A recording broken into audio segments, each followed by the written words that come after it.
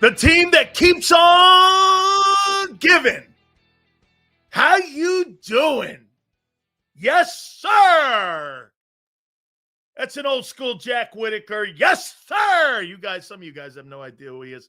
YouTube him. Oh, wait, some of you can't YouTube. Okay, yeah. Yes, sir, man. This is going to be a fun one today. By the way, Battle Royale at 4:30. Super Chats to the top. Also, please hit that like button. We appreciate each and every single one of you coming aboard here. Where to begin with your Philadelphia Eagles? Good night. I mean, holy cow. Just when I thought I was out, they pull me back in. Are you on Team AJ or are you on Team Eagles when it comes to what's going on with your shitty passing game? Let's be candid here and let's just label it for what it is. You have a horrible passing game. And your number one wide receiver that you're paying tells you that. Not just Big Sil's been telling you this for 2 years. I've been telling you have a shitty passing game. Now it's your star wide receiver telling you you have a shitty passing game. This is not, hey, you could say whatever you want about me here. Your star wide receiver thinks your passing game is a joke. The highest paid guy in Philadelphia Eagle history, non-quarterback, says you have a fucking horrible passing game. And it's because of your horrible passing quarterback. AJ's a moron. Get this malcontent off my roster now. So you want one of the best players. By the way, Hurts will be even worse. They can't trade that guy. For what? Just Smitty by himself? Not happening. You ain't winning games. The threat of AJ alone makes Devontae better and makes Hurts better. Without him, you're toast. You're toast. You ain't winning a Super Bowl. How many people in here believe you're going to win a Super Bowl without A.J. Brown? No way. Not with that running game where it is. Hey, if you had a running game a year ago or like a year ago, that's one conversation. This is not reality, though. You're not winning that. Get rid of AJ. For what? A shittier passing game? I mean, right? Holy cow. Where to begin? So AJ Brown goes on a podcast and says, and I'm paraphrasing here, it's a shit show. He's talking on a podcast. And he's telling people, hey, look at this. This is about the best yardage I'm going to get, and I'm paraphrasing. Playing Madden. That didn't sound like the comments after the game that they prepped him for after the Packer game. Trust me, here's what we'll do. There's no question that the Philadelphia Eagles will make him clarify what his comments meant in that podcast. That's coming in the next couple days. Someone will have a conversation with him. Fuck that, Sills. It's a team game. You should know that. That's right. It's a team game. Oh, here, how about this? Let's go with Marsh. Marsh, I'm not on you here, man, but you're right. Let's ask the most important question before we move on to the topics. Are the Eagles a better team with A.J. Brown on it or without him on it? What do you say?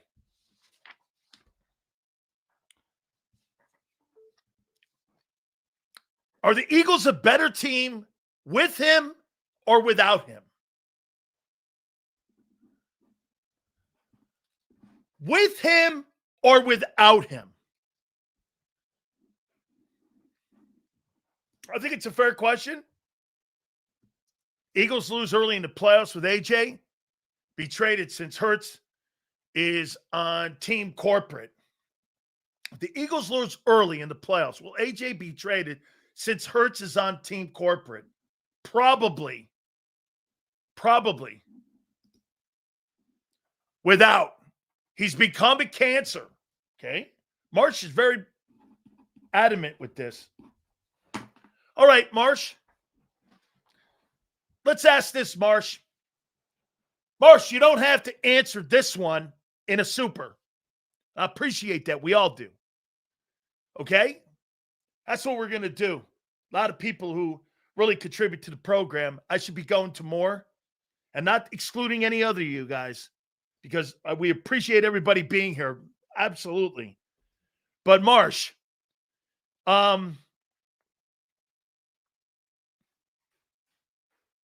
is A.J. Brown hurting Jalen Hurts? Or is Kevin Petula hurting him more? Are the coaches hurting him more? What do you think? Who's hurting him more, AJ or Kevin Petullo?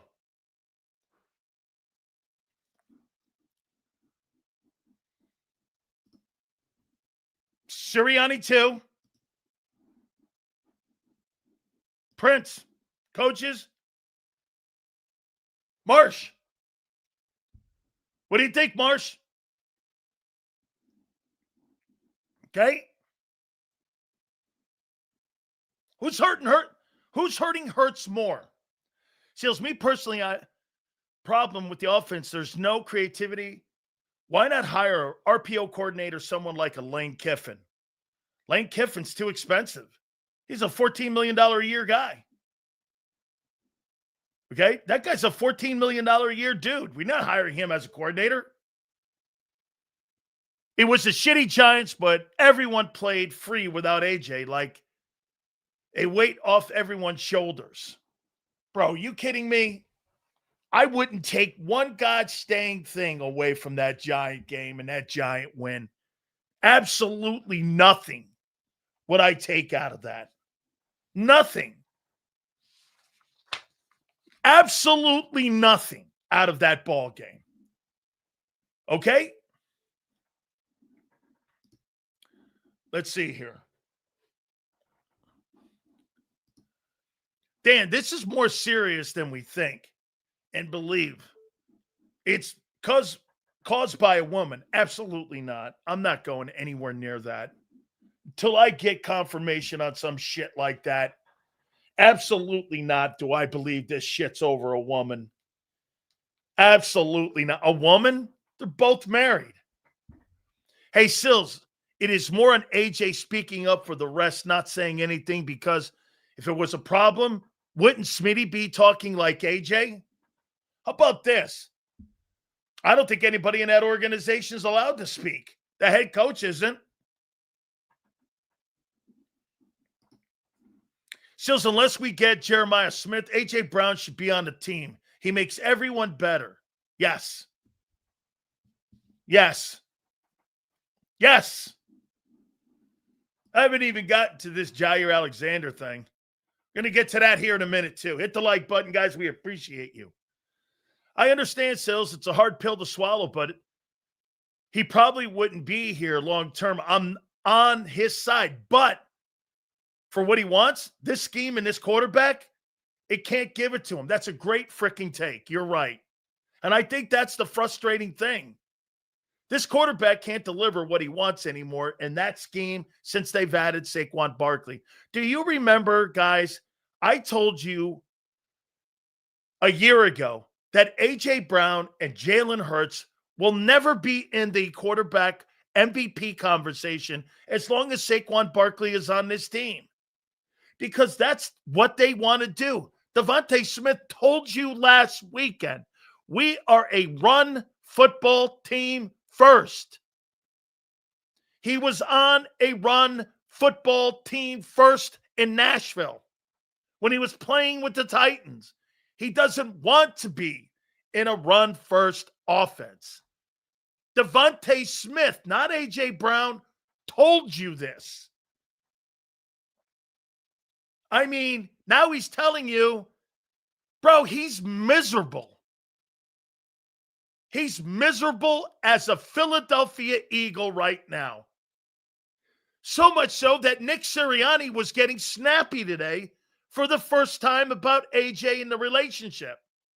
There's not a good who in their right fucking mind thinks that there's a good relationship right now between the front office and AJ Brown? You're lying. Listen to the player talking. Listen to the player's behavior. Just watch it. Hey, get this, guys. Why am I the only one pointing this bullshit out? You know what's going to happen here?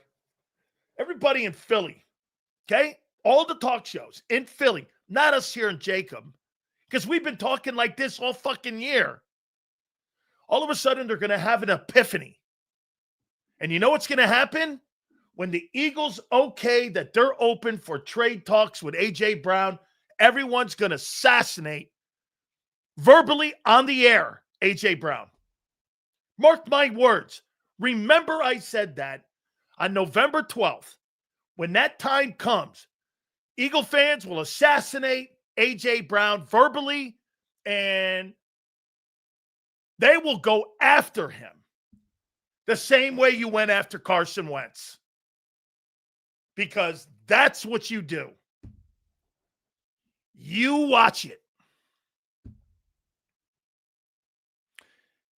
Saquon Barkley's inability to run is hurting both Hurts and A.J. Brown.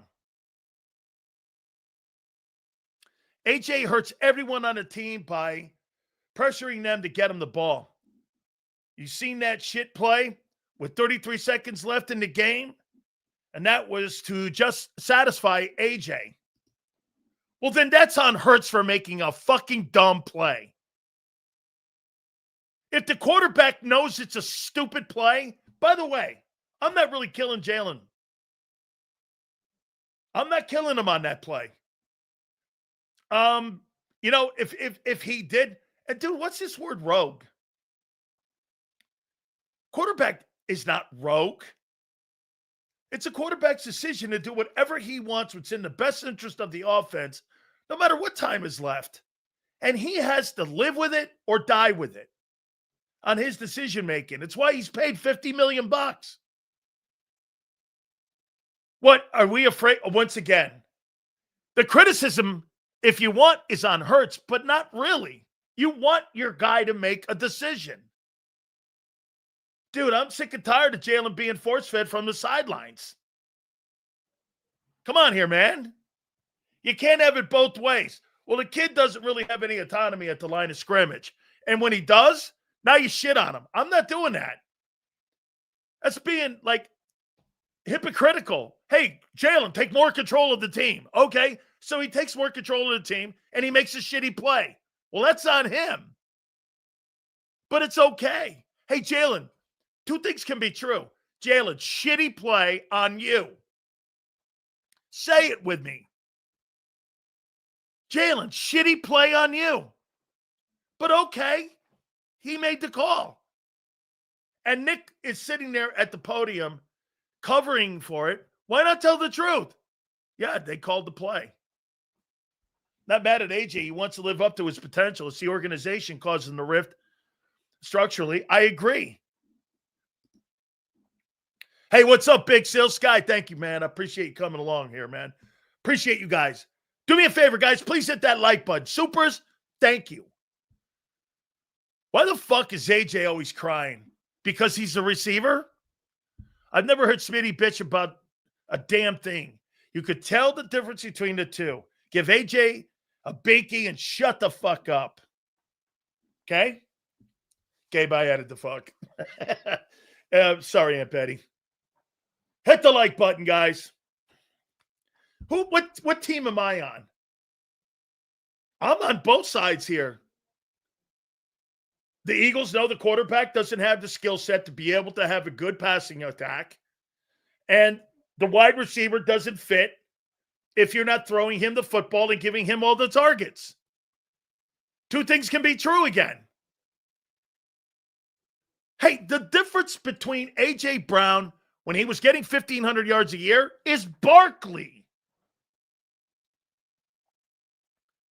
It's Barkley. Okay? It's Saquon Barkley. You heard Nick today at the podium.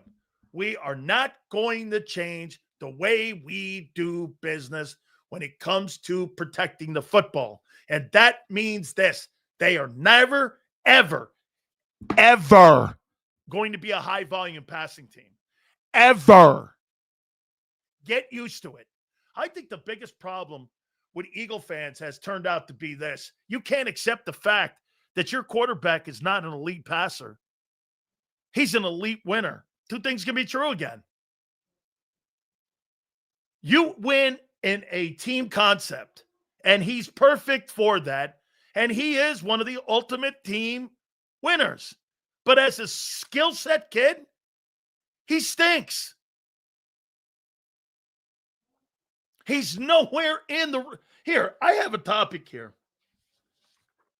And I'm going to show you something here. By the way, do we not agree? Winning is a team thing, not a quarterback thing, but we label it a quarterback thing. Here's something else. Here's a topic that I'm going to ask you, and you want to see how people... I'm going to show you how many liars are in here. Let's start with this guy being the biggest fucking liar in here. You ready? Watch this. What quarterback this Sunday utilizes his talent on his football team to the best of their abilities? I didn't say team. I said to the best of their skill set talent. What quarterback, Jared Goff or Jalen Hurts, uses their talent to the best of that talent's ability? What quarterback Sunday? Detroit's Jared Goff or Jalen Hurts? Who? Wow. We have truth tellers. I mean, we have truth tellers. It's Goff, and it's not a question. Okay? It's Goff. The question is laughable. What does this have anything to do with what I just asked? What quarterback uses his skill and his huddle to the best of their abilities? Their abilities. Who gets the best out of all the talented guys on their football team? It's a laughable answer, isn't it? It's laughable. Get this. This guy thinks Hurts. You know why? Because, I wonder why. I can only tell why. It's a QB thing, Sales. Quarterback is garbanzo beans. And Arthur's sick of this guy not being able to dissect the zone defense. Jalen is elementary. Say why? Because you fell in love with the guy. And he's your whoopee or your binky. I know what you thought I was saying. Because that's where your brain is right now. Trust me, guy, I led you there for a reason. Because you know why? Okay, low thinking and low conversation. I knew you'd go there. What an easy setup this guy is. Hey, you know what? You can lead people to water. I could tell you that. And I could lead an idiot to a stupid, lowbrow thinking thing. That was too simple, guy. Skills, get this. What does that have to do with the question? He won't answer it. You know why? Because he is a He won't answer it. He won't answer it. Here's the point here. Let's take a look at this. Okay? In a perfect world, I would switch with Shane. Here, look at this. Let's take a look at this thing here for a second here. I want to show you something here. By the way, this is the game that everybody wanted to see a year ago. So let's take a look at where they are right now. Here's Detroit. Okay, let's take a look at Detroit here. I'm already looking at amazing offense. So Jared Goff right now is on pace for 4,200 yards, 38 touchdowns, and 6 picks. Let's take a look at the rest of the players on the team. Okay? Let's see where they are as Gibbs. Where's he? He's on pace for 1,400 yards. Let's take a look at Montgomery, where he is. He's on pace for 900 yards. So you got 2 backs at 2,300 yards combined. So it can't be that they have pass catchers. Oh, wait, they do. Ahmad St. Brown is on pace for 1,400 yards. Laporta, the tight end, is on pace right now for 900 yards. That's the tight end. Jamison Williams is on pace right now for 900 yards. You're trying to tell me you think that Jalen Hurts does a better job at spreading the ball around in the huddle than Jared Goff? Where the fuck do you get that from?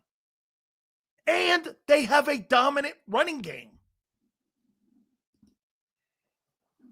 If Flory liked a passing team, who goes first, Sills? AJ or Nick? Nick ain't going anywhere. He's the ultimate yes man. He's the ultimate yes guy. Sills, the organization needed to choose between Hurts or AJ. If they give AJ what he wants, they hang Hurts. Protecting Hurts hangs AJ. They chose Hurts. They can't have 2 failed quarterback signings. That's a great comment. AJ is on pace for 700 yards. Elite at $32 million a year. Jaden and Animal Hurts. Danny Boy. He is the problem. The guy is a total mess. I can't believe this guy is in Tanner's way since corporate B pumper. Can't believe this guy's in his way. Golf doesn't scare anyone, nor does Hurts. Seals, I can't even make sense of 2 targets to AJ. The scheme being simple, conservative play, a sub-pocket passer, and none of those excuses. 2 targets, stupidity is the only excuse I have. Absolutely true. This was a good one. Where was that? Hurts is being exposed. Woo! Whoa. Whoa! Man, he sucks as a passer. He does. He freaking sucks. Hey, Sills, Kane's back in the college playoff mix. Yeah, because I screamed at the top of the lungs to the committee going, wait a minute. So you got USF in and Notre Dame in, and Miami beat both those guys. Make that make sense. And right now, as of right now, Ohio State's played 1 ranked team. Congratulations to you. I hope Hurts gets no. We don't hope that. Absolutely not. Yes, sir. Look at this guy. You know what? M. Reyes is awesome for content because all you have to do is go to buffoonery. Josh Allen and Joe Burrow are garbage. Yeah, right. I'm sure if you asked any general manager on the planet, hey, do you want to take Jalen Hurts as your quarterback, or would you take Josh Allen or Joe Burrow? I'm sure they would take Hurts over those two guys.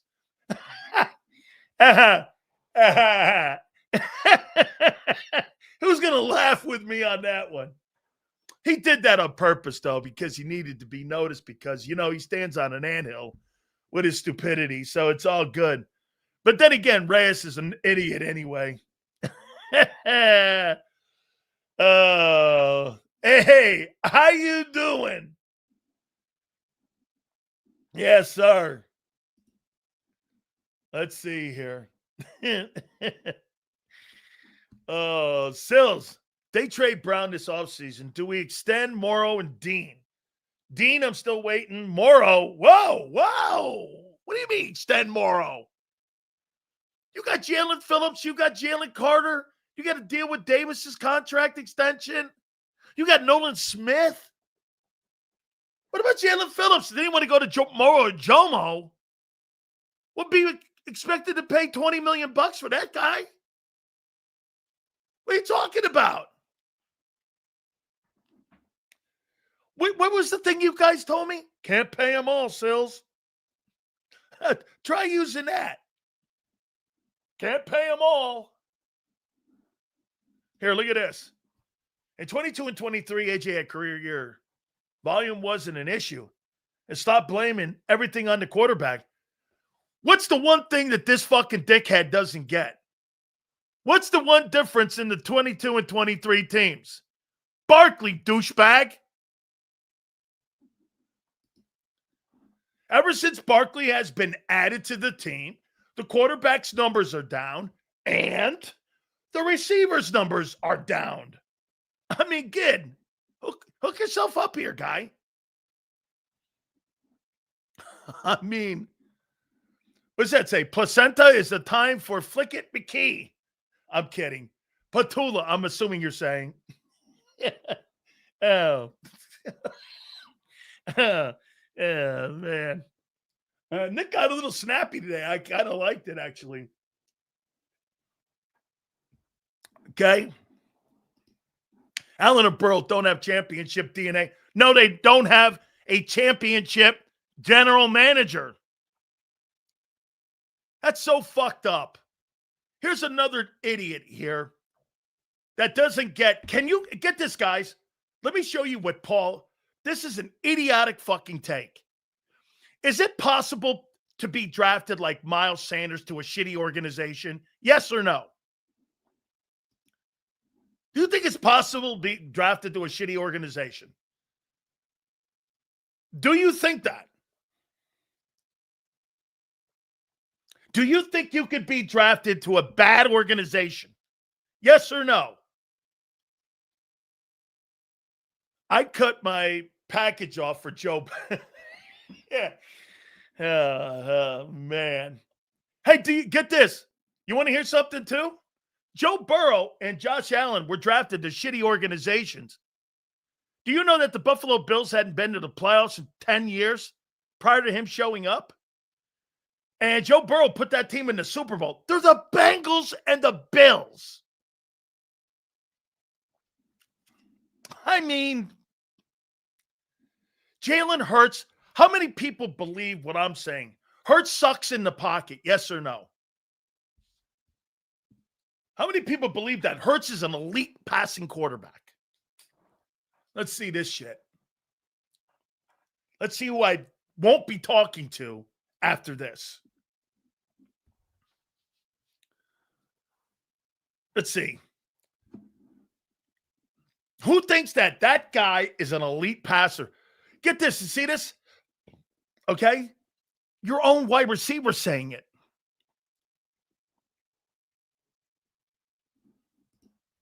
A.J. Brown, the media gift that keeps on giving. Yes, sir. Yes, sir. Get this. I ain't wrong. Your own fucking wide receiver is telling you the quarterback and the passing attack blow. RC3. So AJ and I are wrong. Is that what you're saying? This guy doesn't get it. He thinks I'm just saying this. Your own wideout's saying it.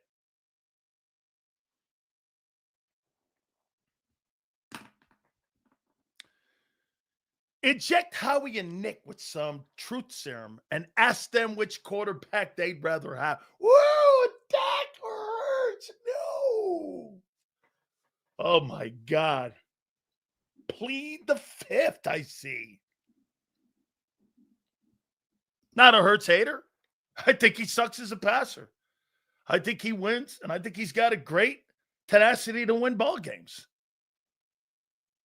That's the guy, in my opinion. Hey, dude, he was replaced at Alabama for a reason, and that's never, ever, ever, ever left him. Ever. Ever. Ever. Ever. Ever. Okay? Ever. Ever. Yeah, he got benched for a better guy. Somebody that could get the ball to Devontae Smith and Jalen Waddle and all them other guys. They got fucking rid of that guy. They said, get this guy out of here.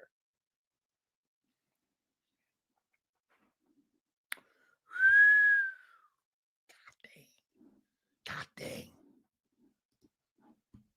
Philadelphia dog. Underdog. A.J. Brown, best season was with Jalen Hurts and the Eagles. Dude needs to, bro, his best seasons were when he was the main focus of the offense. Since Barkley, he's on pace for 700 yards. 700 yards. If Hurts played for the Titans, they'd have 0 wins. Yeah, they'd have 0 wins. He wouldn't have one factor in wins. Sills, have you ever thought AJ might be complaining about Hurts and maybe complaining about the shitty OC Petula? I've actually heard him defend Petula. I'm with this one right here. That's been in the league 10 years. Where are we going here? I mean, I'm loving A.J. Brown. Your offense sucks. Yeah. Man. They can't. Oh, no. No. Oh, my God. Dude. Or Sasha. Listen. Don't talk common sense here. Because what will happen is you'll tie guys like M. Reyes up so much that their panties that they wear will be high-strung, and they'll be so upset they'll be talking soprano. Why is it so hard for people to admit he isn't an elite passer?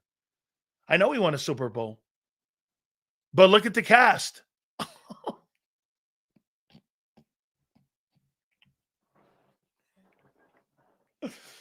Oh, my God. Don't talk common sense. I mean, don't talk common sense. Day old panties, too. You know, he matches his boyfriends. Jalen can be an elite passer at times. He doesn't suck at passing. No, of course not. Are you watching what you're obviously not watching. How about that center field punt? Was that a punt? Or was that a throw to Devontae? I thought it was like a punt.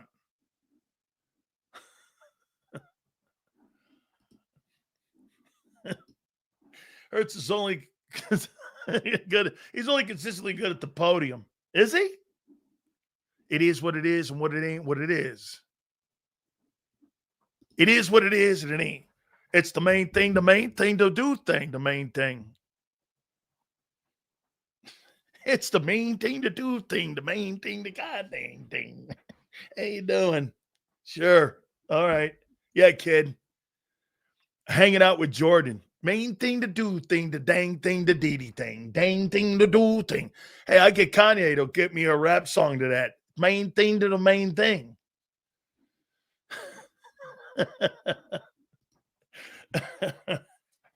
Oh, man. Thank you guys for the supers. Hurts a yes man for Nick and Howie. They took the straitjacket off him and put him in a hog tie this year. What quarterback is okay with being told not to throw? None. I missed 2 supers, Xander. Thank you, brother. I appreciate all of you. All of you. All of you. Even this fucking douchebag. Say it, buddy. This guy goes over on my Twitter and stalks my Twitter page.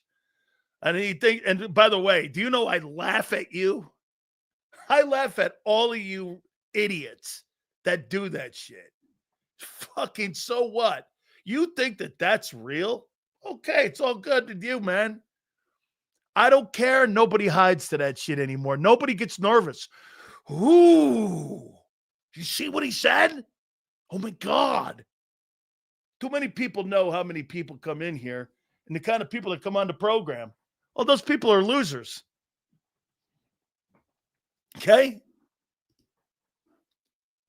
The guy in Arizona is a better passer. Yeah, I don't know about Kyler Murray. Z, I think here. Maybe I can get him here. Allen Burrow hurts.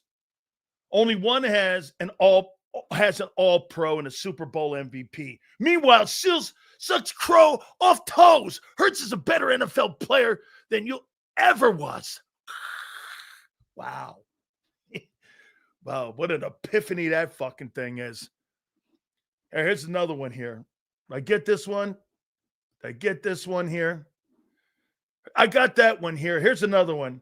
Tells you all about an individual who furiously defends his quarterback. Giving the guy all the credit for what Joshua did is disgusting. Imbeciles. That's a B pump right there, baby.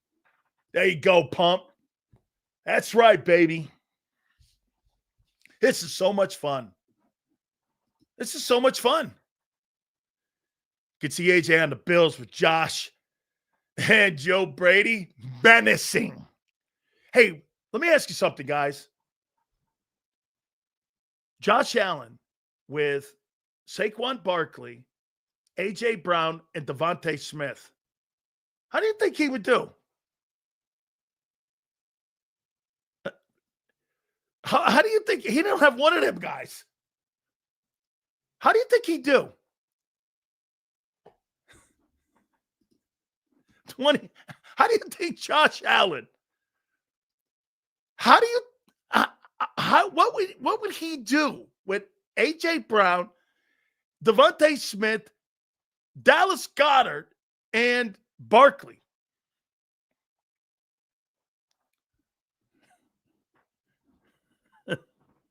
Six Super Bowls. Soon, it'd be insane. Get this. Here, I told you, there's not one football player on the Buffalo Bills that could play on the Eagles offense except the quarterback. That's the only one that can play. Every single position that the Buffalo Bills have that he plays with, not one guy could start. So you think Cook would start over Barkley? Aren't you some of the guys that were barking and telling me that Barkley's a Hall of Famer? He had Diggs and got rid of him and won the MVP. He had Diggs, turned the ball over, got rid of Diggs, won the Most Valuable Player award.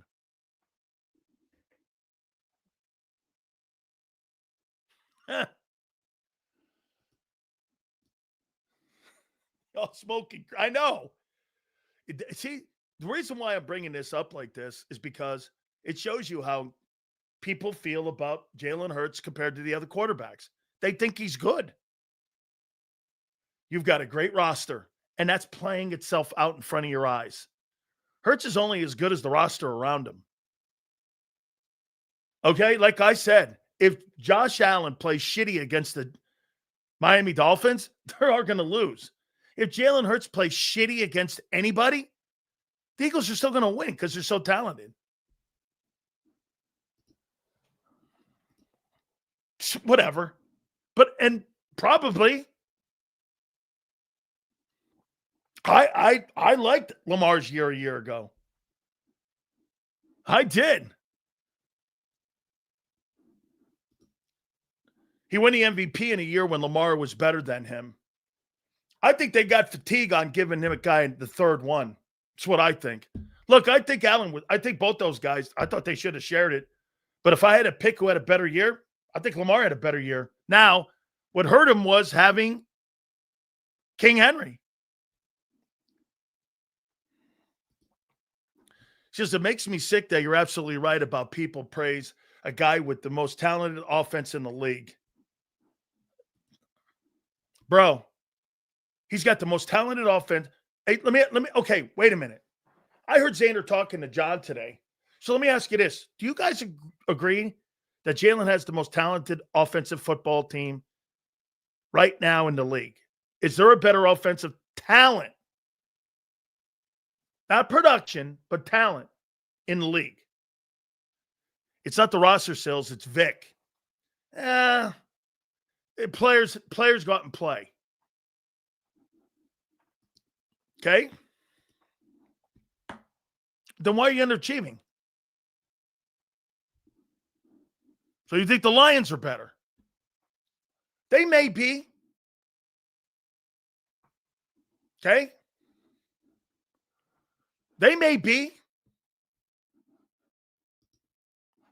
So do you see any correlation to a lesser extent to Chuck Noll and Bradshaw game strategy?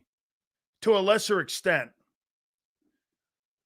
You got to remember something with Noll and Bradshaw. Bradshaw called his own play. So is that what you're kind of inferring, that there's no way Jalen Hurts calls his own plays? He can barely call protections. Okay? I don't even know why you have a YouTube show. You're a scrub as a player and you're a scrub as a YouTuber. Well, it's because I've been in broadcasting for 40 years. And douchebags like you have watched me for 35 years saying how much Sills, you suck for 30 years. Yeah, I know. Hey, kid, sit in line, back of the bus. He's not an elite passer, but does elite passer translate to winning? We have somebody in the building that's smart. Yes, you're right. Dude, you don't have to be Brady turned himself into an elite passer. Why? Tom Brady's not an elite passer. Tom Brady is an elite thinker of the game. Check down, check down, check down, check down, punt. Check down, check down, check down, check down, punt. Check down, tight end, punt. Check down, punt, play defense. Check down, 7 Super Bowls. The Eagles have taken a page out of New England. Brady, though, turned himself into a great passer. Hurts will never. That's douchebag LJ. Oh, I'm sure it is. And it just knows this. You got to change your name so that you can come in. That's crazy. Jalen didn't have a great game on tonight, but this play calling, dog water. Why are you running inside zones? 3rd and 20. Head scratcher, Sills. Very true. Very true. The guy has more bad games than good games, yet the LGBT Hurts community wants to argue nasty work. Come on, Pump. Come on, Pump. What's this guy? Here, hey. Come on, Pump.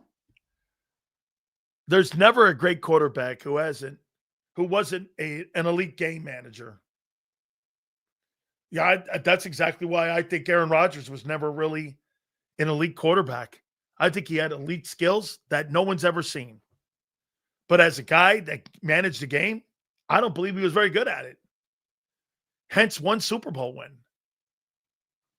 One Super Bowl win. If people rip Aaron Rodgers for one Super Bowl win and underachieving, Jalen's one of the ultimate overachievers. Aaron Rodgers underachieved by not winning more. Four MVPs, one Super Bowl MVP. He underachieved. Peyton Manning underachieved in Indianapolis. Ben Roethlisberger won more Super Bowls. No one would ever say that Ben Roethlisberger was a better quarterback, though, than Peyton Manning when Peyton was in Indianapolis. Peyton won one Super Bowl in Indianapolis. One. Roethlisberger won two. That guy never won two Super Bowls in Indianapolis. If you listen, might help you out a little. One Super Bowl win is an incredible feat. Okay? Oh, it's an incredible feat? Congratulations, Nick Foles. Congratulations, Trent Dilfer. Congratulations, Brad Johnson. Those guys all have one Super Bowl too. Hey, here's the group that Jalen's in. He's the Brad Johnsons, the Trent Dilfer, the Nick Foles, the Jeff Hostetler, and Jalen Hurts room.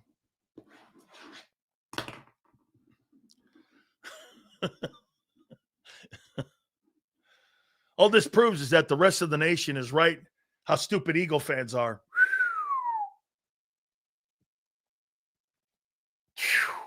It's like an election. Only one city votes for the guy, and everyone else voted against him. The coaching staff tells Hurts when to throw the ball. You do that shit in college. You're supposed to know where to throw the ball when you're in the NFL. That's the difference between the game. In college, they tell you those signs on the sidelines where to throw the ball. In the NFL, quarterbacks have to know where to throw the ball.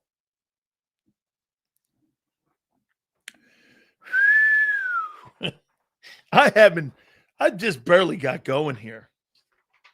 Holy cow. Too much. Battle Royale, too, by the way. Woo-hoo. Guys, do me a favor. Hit the like button. You guys have blown up the super chats. I want to thank you guys a lot for that, too. All right. A.J. Brown. He's telling you that your offense sucks. I don't know. Remember what I told you about a month ago? I asked Xander this. Remember I said this is Xander? I go, do you think this shit's going to stop? And everyone was like, well, probably got to. No, Nick's getting tired of answering it.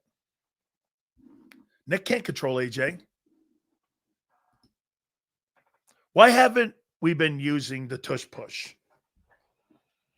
Well, with Brett Toth and an injured Landon Dickerson, it's taking its toll on your old line.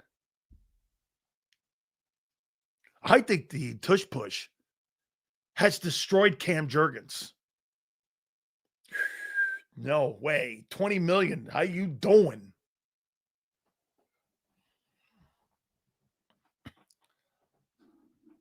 I think it's destroyed your old line. Shit, even Mekhi Becton's hurt with the Chargers. Right? It's not just AJ. It's Barkley and Smitty saying the offense isn't good. I know. I say it, and everyone gets mad at me. Your own players are saying it. We need a passing quarterback. Why have the weapons? And you can't get him the ball. Hey, listen. You know when John brings that up all the time with Xander? Anybody who doesn't bring the business aspect of a conversation in pro football doesn't know what they're talking about. And I don't mean that John doesn't. That's not fair. But what I'm saying is the business of football always plays into a conversation on an evaluation of a player. Money, production, and results. That's how these players are evaluated. I think you guys still don't believe. You get paid on numbers. your production, your own personal production. Okay? You get paid on that. You make Hall of Fames with that. You've got incentives in your contracts that say first team, second team, all pro. All of that's in there for a reason. You don't get paid on the Super Bowl. As a matter of fact, the league pays you when you make the postseason. You think the Eagles pay you? The Eagles don't pay you. The league pays you. Everybody's got a winning share. Coaches have those incentives. Players don't. I mean, right?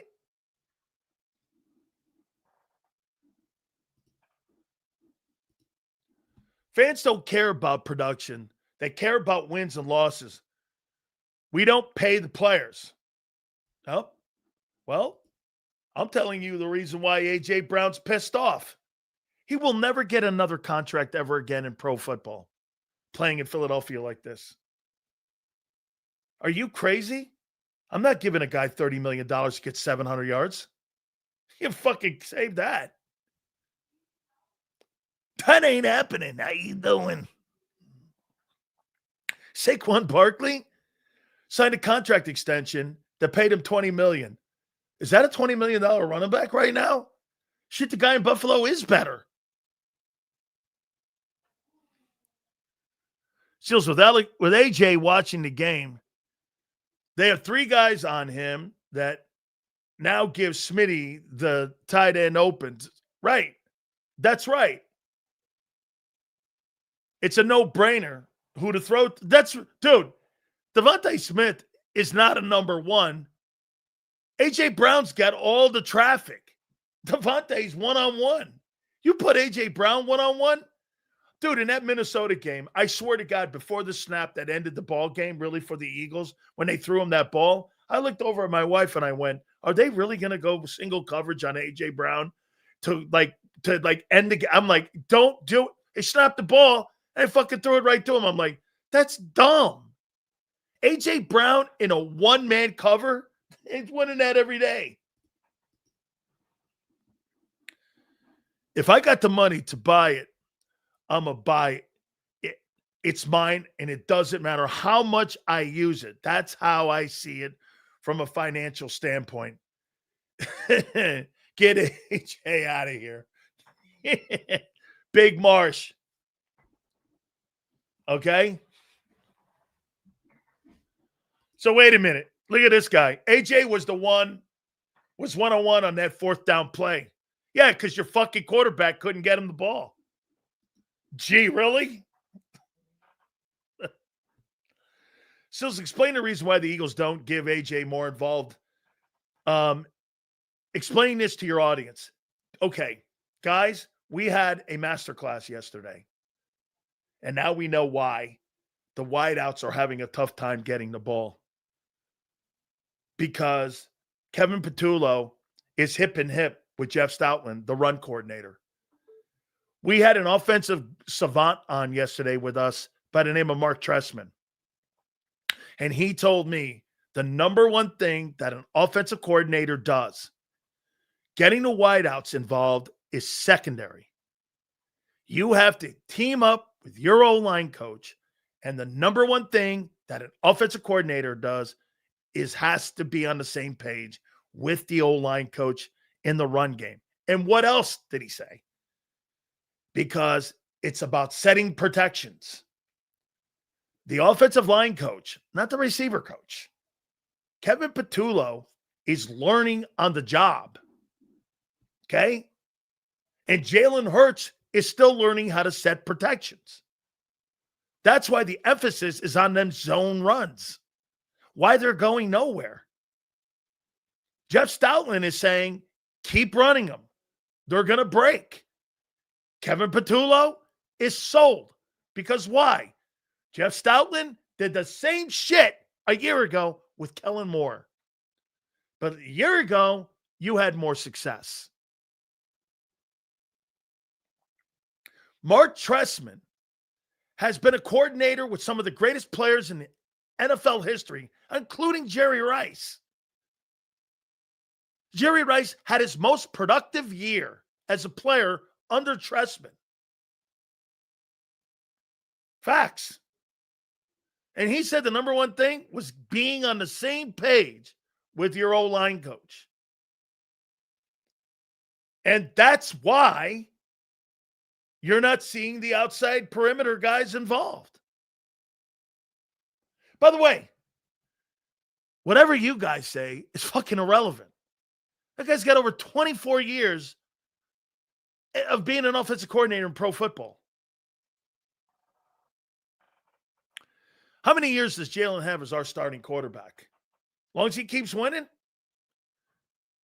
And infinity. If they don't see any drop-off in the win-loss, dude, they're seeing the drop-off in the passing game. They don't really care. They'll start caring when the one-loss column starts being affected. Right now, it's not. It's only a matter of time, though. This is only a matter of time. It's only a matter of time. You can't keep playing one-dimensional football when your other dimension's not very good, and that's your run game. I'm with AJ. I do whatever I could as a team owner to make things better for him. Problem is, the passing game ain't going to be fixed. Passing game's never going to be fixed. You know what? We used to have a conversation on this program, and we used to have conversations about Jalen Hurts and ceilings and shit. This is who Hurts is. You don't want to accept it. This is Jalen Hurts. Now, again, when the winning stops, he'll be removed. Until further notice, that's a non-starting conversation. Like Pump once, it's a non-starter. Okay? It's a non-starter. So when the one-loss column gets changed, that's when the conversation will start going the other way. Until further notice. They don't give a shit if the passing game sucks and AJ's moaning. You heard Nick today. You heard Devontae over the weekend. We are a run football team. They don't give a shit Jalen's got a noodle arm. They never have. The guy protects the ball. He doesn't have to make big plays in the passing game. Okay? No. Sills, when the winning stops, hey, my man, I'm not saying I wish the winning stops. Nobody wants to cover the Cardinals. Hey, my man, you're going to be Dude, I didn't say I'm waiting for any losing. I just told you're not listening, bro. I said they're going to make a change when the winning stops. I don't make changes. I do a talk show. Try listening, kid. Try listening. When the winning stops, that's when they'll call for changes to the offense. That's what thank you, Josh. Yes. Yes. Right now, fuck no. Extending Hurts. Well, wait. Well, no. You know why they won't extend Hurts? Because Barkley's running out of gas. Ooh. How many weeks are we going to continue to keep saying this about Saquon Barkley? I ask Xander every week for a reason. You think there's something wrong with Barkley? No. You think there's something wrong with Barkley? No. You think there's something wrong with Barkley? No. Well, fuck, man. There's one game this year so far in 9 where he's been good. 1. Last year, he was electric. This year, it's 1. And it's the shitty Giants. 1. See this fucking here? When you were 10-1, you were the number 1 seed. Hey, you doing in 23? He's such a fucking pole rider for fucking Bob Lang and the Eagles. Seriously, I'm surprised he doesn't have hemorrhoids. That guy is such a pole rider. Looks like Barkley was a one-year wonder. No, I wouldn't say that. Saquon's going to get over 1,000 yards. Okay? He is. Barkley looked good on the spin move on the corner. Yeah, and then he ended up with 60 yards. Well, he looked good on the spin. Yeah, he did. Okay. Then he had 60 yards. O-line, you just want to blame the players for everything. Yes. Yes. It starts with them. Wait, get this guy. Are we giving the players a lot of kudos for playing on defense and getting the defense better along with the good coach? You think Vic was any shittier of a coach at the beginning of the year when those numbers weren't very good? And all of a sudden, the players started getting better. They added Jalen Phillips. Remember what Dave Wannstedt said? Vic's scheme's never going to fail. Players in the scheme like Keely Ringo are going to fail. Players make the fucking scheme, guy. You can have, that's like saying you could take your scout team guys in Philly, put them on the defensive guys and take your front 11 off, and you're going to have the same results because it's Vic Fangio.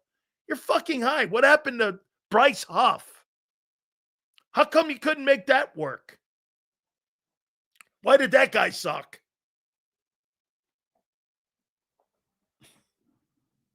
These guys aren't magicians. The Giants are going to start Jameis Winston over Wilson. That team hates Wilson, and it shows on the field. Dude needs to retire. Hey, Josh, is this an out of crazy comment to make? I think Jameis Winston's a better quarterback than Jordan Love. I think he's got – wait a minute, I'll take that back. I think he's got more talent than Jordan Love. I don't know. Jordan Love, I am over that guy. I don't care if he throws for 10 touchdowns next week. I fucking think he stinks. He stinks. Dude, I'll take Jameis over that guy any day. Not that he's that great. In 2026, Hurts last year under contract. Move on. Well, we'll see. Depends who's on the roster. You may find another great running back. Seals, is it a coincidence that at this time of 23, we had a San Francisco game? San Francisco came into our house and put the belt of ass on us. And now we got Detroit. Same week, 2 years later. Ooh, look at you writing a book and a scenario for us. Is this going to be the San Francisco of 2025 compared to what happened in 2023, where you get the fucking shellacking? My grandpa liked that word, shellacking. I like that word, shellacking.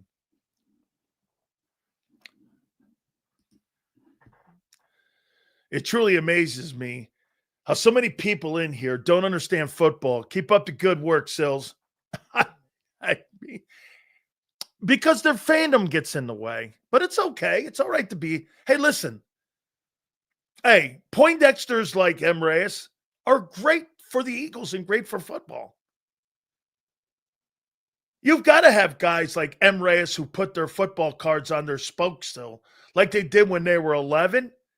And you know his little bicycle, he puts his football cards on the table every morning when he's eating his Cheerios. And M. Reyes is looking at going, Jalen Hurts here, Jordan Mailata here. I need a little more sugar, Mom. And he's putting his football cards, and then he takes a couple ones like, Zadarius Smith and Jair Alexander. He puts those on his bike. You know how we used to put them on our bike and our back in the day? And M. Reyes is eating his Cheerios, right? Or knowing him, it's more fucking Fruit Loops.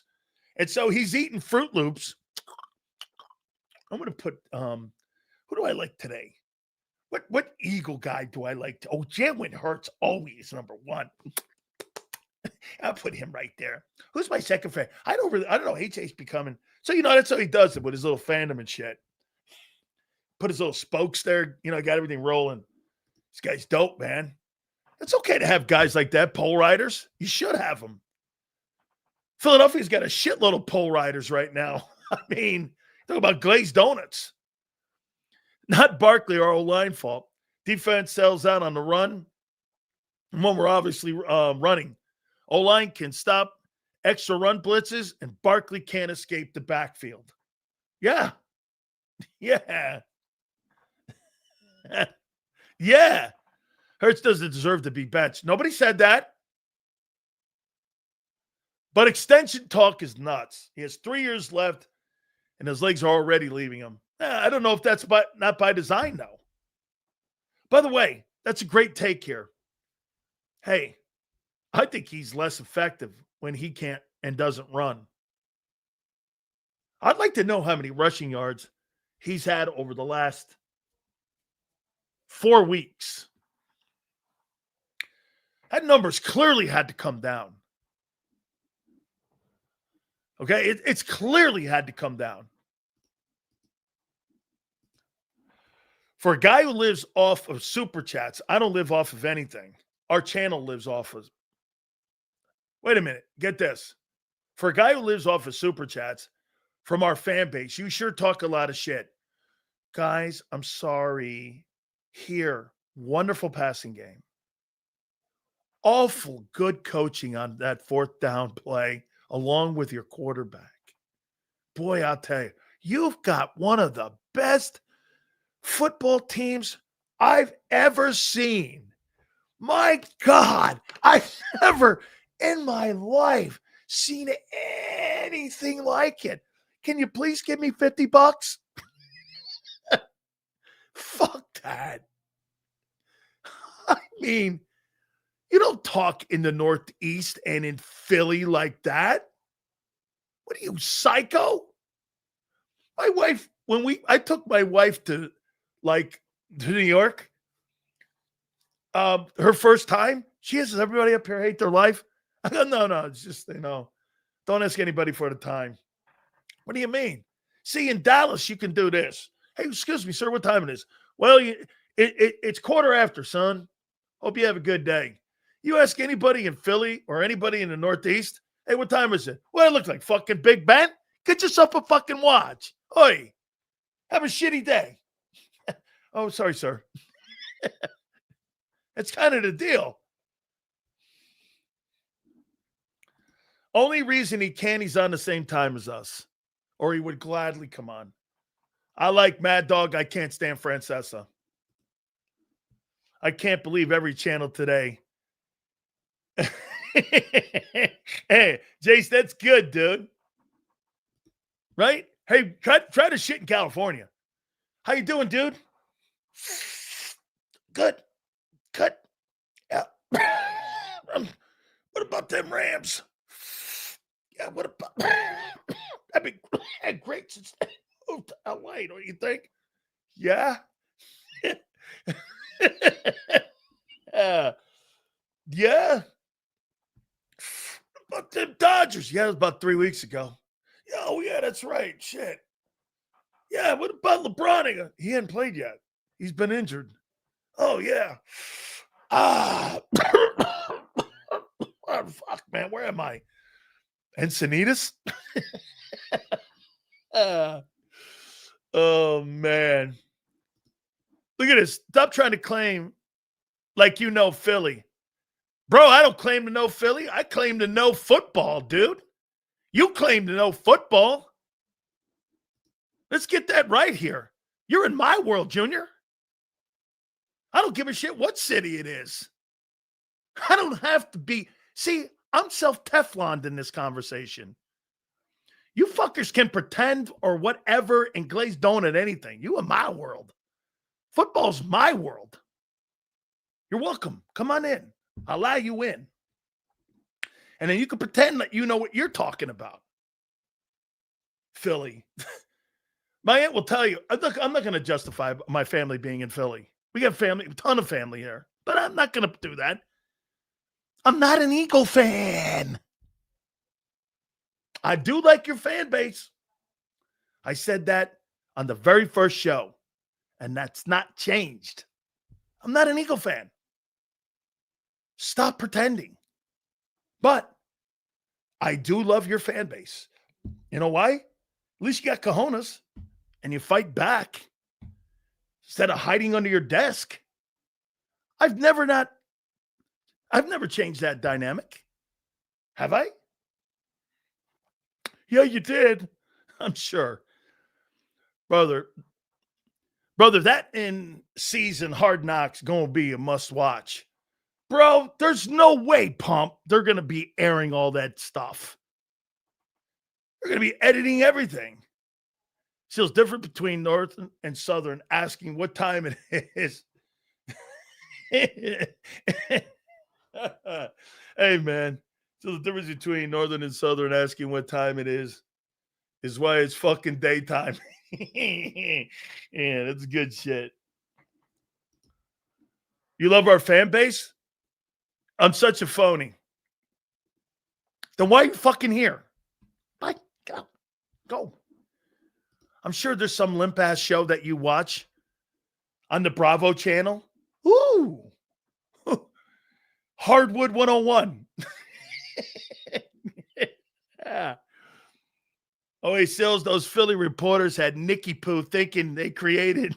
Hey, I'll tell you what, he got a little bit upset today, and I actually liked it. I did too. I did, man. I thought Nick got a little bit. What are we debating? I was like, hey, Nick. First time I saw Nick fucking fighting back. Guy was questioning him on who called the play. He goes, what are we debating? And I'm going, wow, holy shit. I was like, yeah, thank you, bro. Hey, now this is true. AJ, shut up and play. I agree with that. I also agree that he could talk all kinds of shit. Dude, here's the problem he's not doing. He's talking shit and he's not producing. That's the worst guy to have on the team right now. Do you agree with James Jones saying that Jalen Hurts is running A.J. Brown's chances of making – yes. No, not Jalen. No, not Jalen. No. I think that's isolated too much. I think the Eagles are hurting A.J.'s chances at making the Hall of Fame. Okay? I don't think that's Hurts. That's not Jalen. It's the system they run. No. Get this. It's not. No. How could it be Jalen? They're telling them what to play. Okay?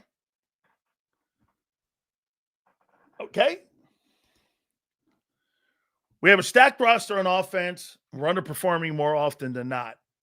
There's always going to be some clunkers, but 13 games in a year is unacceptable. Dude, it was covered up last year, Twiz, with your sensational running attack. Okay?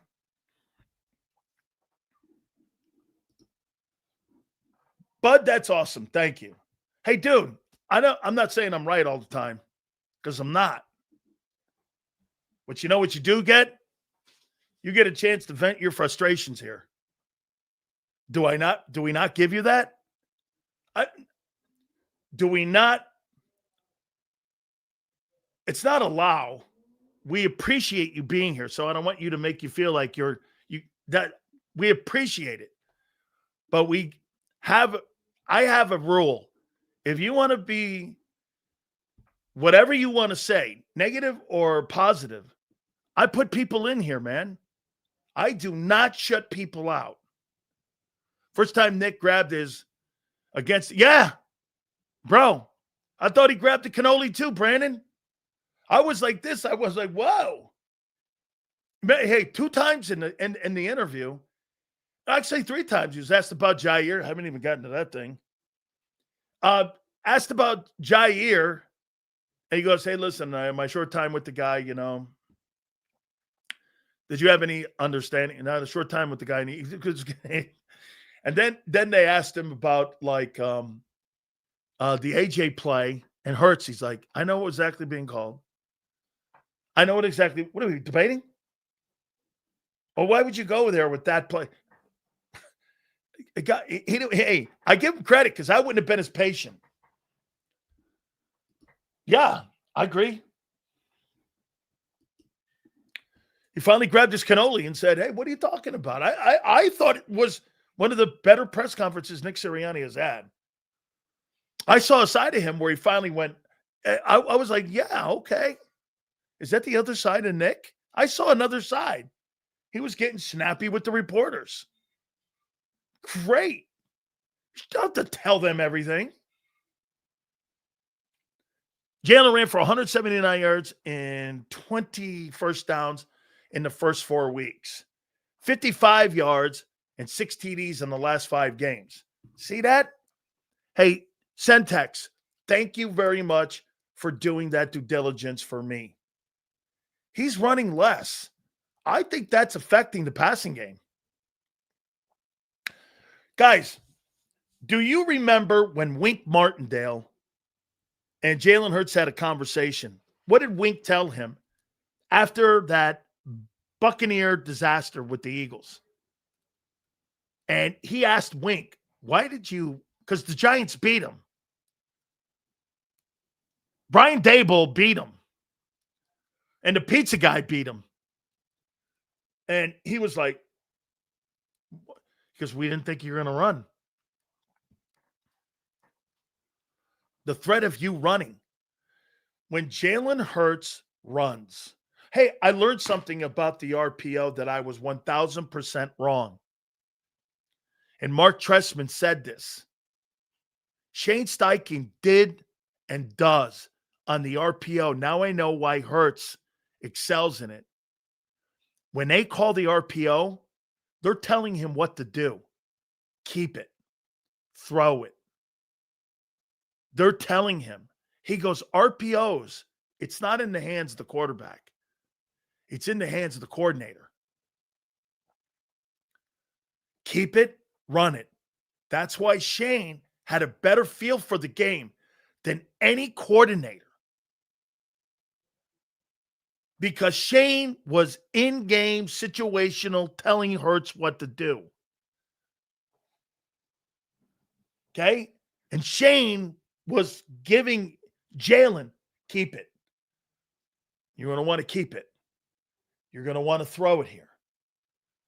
Because Shane got a sense, he's got a pretty good sense of what defenses are trying to do. And Mark Trestman explained that yesterday to me.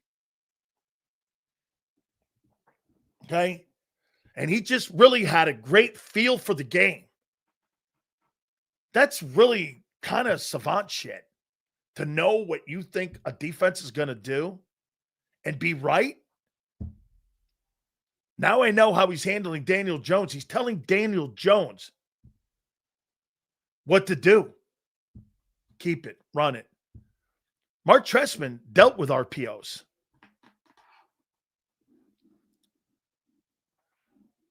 Kevin Patullo can't run RPOs. He doesn't have a feel for the game. That's why they don't run them. That's my point. They don't run them because he doesn't have a feel for it. Because Nick's involved and Stoutland's involved.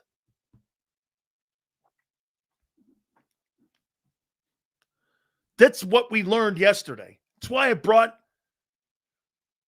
I brought Mark Trestman on. You got to go back and listen. This guy's coached Joe Montana, Steve Young, Jerry Rice, Tim Brown. Go down the list. Numerous MVPs.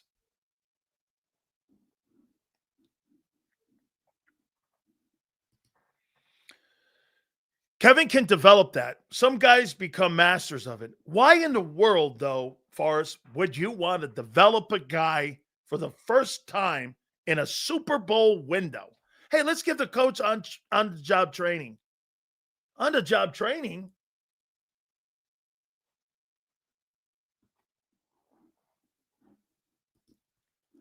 Sean McVay when he had Golf was in his ear every play telling him where to throw the ball. And now look at what he's done up in Detroit. Because of that schooling, he now knows where to throw the ball. Shields, do you think Jalen is being stubborn for not trying to get the ball to AJ? I would think Jalen would put his beef with him over the team and put it aside. Trey, I don't think it's got anything to do with that. I think it's got everything to do with the play caller in what Mark Trestman said yesterday. And that Kevin Patullo is in line right now with Jeff Stoutland, like Stoutland was in line with Kellen Moore last year. And that's why you see those zone runs into a wall. They're constantly going to run that play no matter what, no matter how many yards it gets, because they believe in themselves. It's turnover-free football. They're getting better on defense, and they're going to make just enough plays in the passing game. You know, it's not really a shitty thought process. The Eagles are, in theory, doing this. They're waiting for the other teams to make mistakes. Do you know what I've noticed about the other teams and how they play call against you guys? The Eagles, one thing they are is fucking patient. They are patient on offense. They're not going to get away from those 2-3 yard runs. They're just not. They're not going to get away from them. But they're going to make you make mistakes. How many times have you seen teams go for it on fourth down in the middle of the field, not get it? Eagles get short field, either kick a field goal or score a touchdown. That's how they beat the Packers. That's how they beat the Rams. McVay going for it. Andy Reid did the same shit in that game. They sit back and they're waiting for teams to make mistakes. And every time I do this, don't go for it on fourth down in the middle of the field against the Philadelphia Eagles, because it will result in points. They've got a great field goal kicker from distance. They've got receivers and a running back. All they need is 15 yards. They're going to get some points. That's why they're so fucking good in the red zone. Other teams go for it on fourth down. I say this every time when I'm watching the game. You're going to regret that. Every time they don't get it, Eagles score points. They're up. Stupid thinking. McVay did the same shit. Same shit. I'm like, you're going to regret that. Sure enough, Eagles score on them. Got back in the game in the second half. When we've seen RPO this year, is that Jalen or the head coach or the OC? I seem to run some of these this year, and they've worked too. Of course you're going to work. Hurts is exceptional in that RPO system. He's exceptional. Exceptional. Like Jalen's not a good pocket passer. He's exceptional in that RPO. Exceptional. Exceptional. Like, great. Maybe the best. Maybe even better than Lamar. They don't run it enough. They just get away from it and throw those punts down the field. He is a weapon in the – he absolutely is. That's a great stat that you threw up. I think that's hurt the passing game. Him not being able to run. Eagles are opportunists. You make mistakes. That's right. Mikey, every time I see it, we're sitting there watching the game and I go, don't do that, man. If you go for that on fourth down and don't get that, and you give them the ball on the 45, they're going to score on you every time. Every time they do. And I go, that's, you know, the Eagles are opportunists. Absolutely. See, other teams are not playing turnover-free football. The Eagles are. They have so much exceptional talent all over. And now that the defense is getting better, dude, get this. Now that the defense is even getting better, they're going to stick to those formulas even more. They're not going to throw the ball more. They're going to throw it less. They're going to run the ball 2 yards, 3 yards, 4 yards. Barkley 15 yards, 2 yards, 3 yards, 4 yards. Barkley 15 yards, 2 yards, 3 yards, 4 yards. Other team goes for it on fourth down, score, short yardage field. Boom, you're up. Before you know it, you win the ball game. And you go home and you win the game 24-17. You just don't have a margin of error like you did a year ago when you were blowing teams off the ball and the way you ran the ball. So what's crazy is that without a huge run game and losing all those guys on defense, we beat, dude, no shit. It's the best resume in football. Yes. Remember, though, Steven, let me do this. I'm going to read this there. Seems like the Eagle organization game plan is don't make mistakes, pounce on the other team's mistakes. Not a bad idea, but need better offense. That's what everyone, I think, is saying. The RPO shouldn't pair really well when their love of the inside run. PA, if it gets outside, that's the pocket, and that's where you have Goddard leak out and going across those middle seams. I got you, Drew. I want to show you something, Drew. Okay, watch this. 2023 here. Eagle schedule. Let me go here. 3, schedule. Okay, Eagles results. Okay, let me go here. Okay, so here's what you did here. That great resume that you guys had, okay? That wonderful resume that you had. Check this out, Drew. So in the first half of the season, you had beaten Tampa Bay. You had beaten the Rams. You had beaten Miami. You had beaten Dallas, who was a playoff team that year. You beat Kansas City. And you beat Buffalo.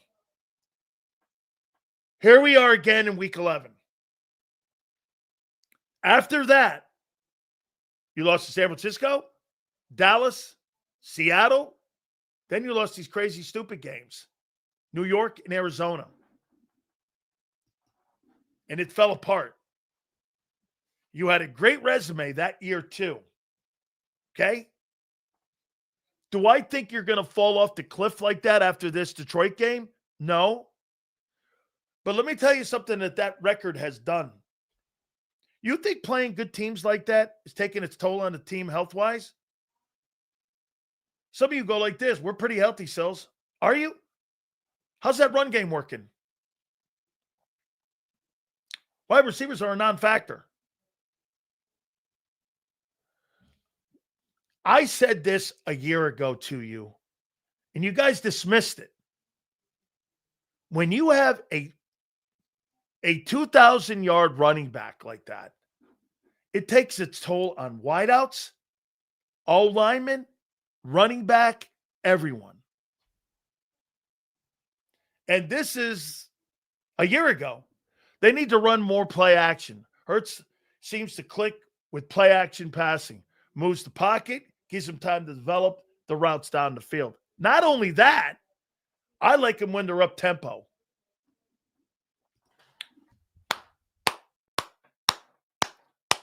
Thank you, Marsh.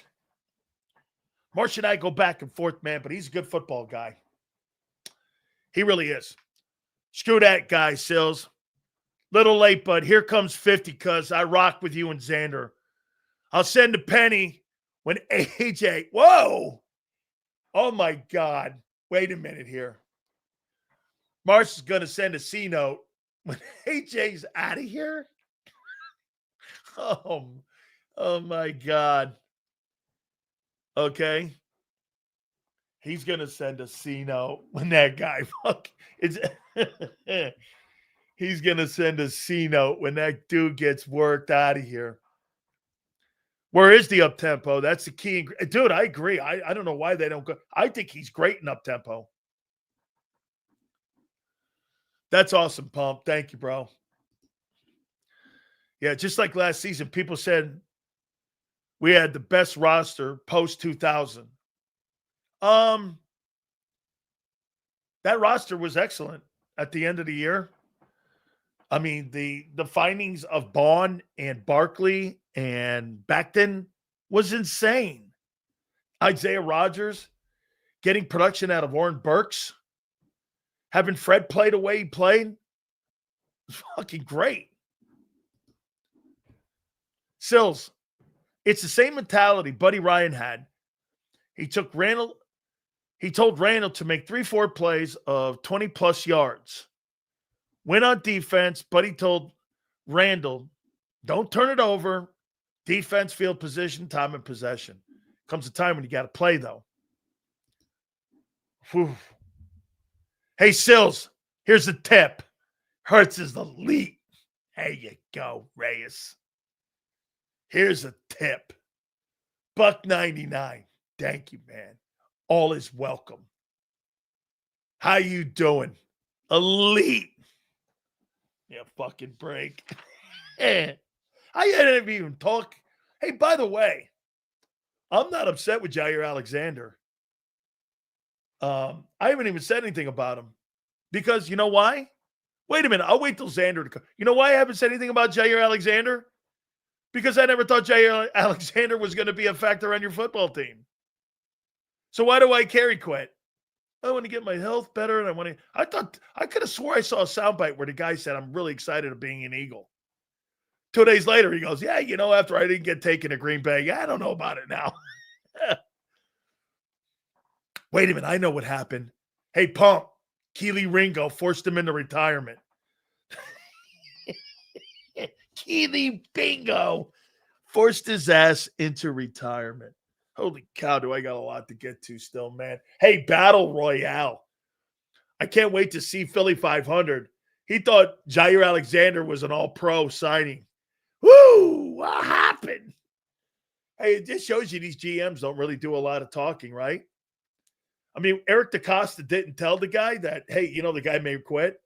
I don't know how that works, too. If he doesn't show up, do they get their draft picks back? I'm assuming you get your draft picks back, right? Wait, he did show up. He had a uniform on. I don't know how that works.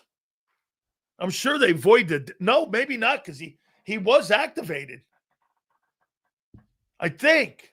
Maybe he wasn't. I don't think he was activated to the 53. Maybe. I don't know.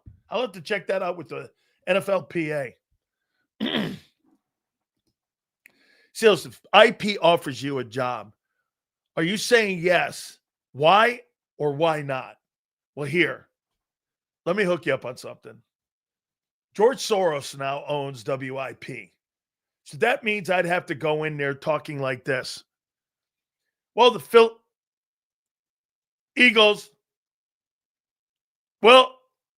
offense, Hurts, yeah. This is a WIP guy asking. They'd never hire somebody like me because they don't like truth tellers. Soros owns WIP. Yeah. They don't like truth tellers. They're like, bandwagon. They're like, who would be great? Wait a minute. You know what we got to do, Xander, before we get Big Z on here? You know what we got to do? We got to get M. Reyes a job over at IP. He'd be fucking awesome in there. Hey, the Eagles are wonderful. Unbelievable. He'd be sitting up in his high chair. He'd be sounding like, I can't believe it. Me and ESP sitting around, gabagooing. Oh, my God. All right. It is now time. The man, I tell you, man, I don't know. He does a great job in the morning on Birds 365. Big Z's all, what the hell? This guy's all over my timeline, too, all on my Twitter. There he is with Big Z. And I'm like, what is this?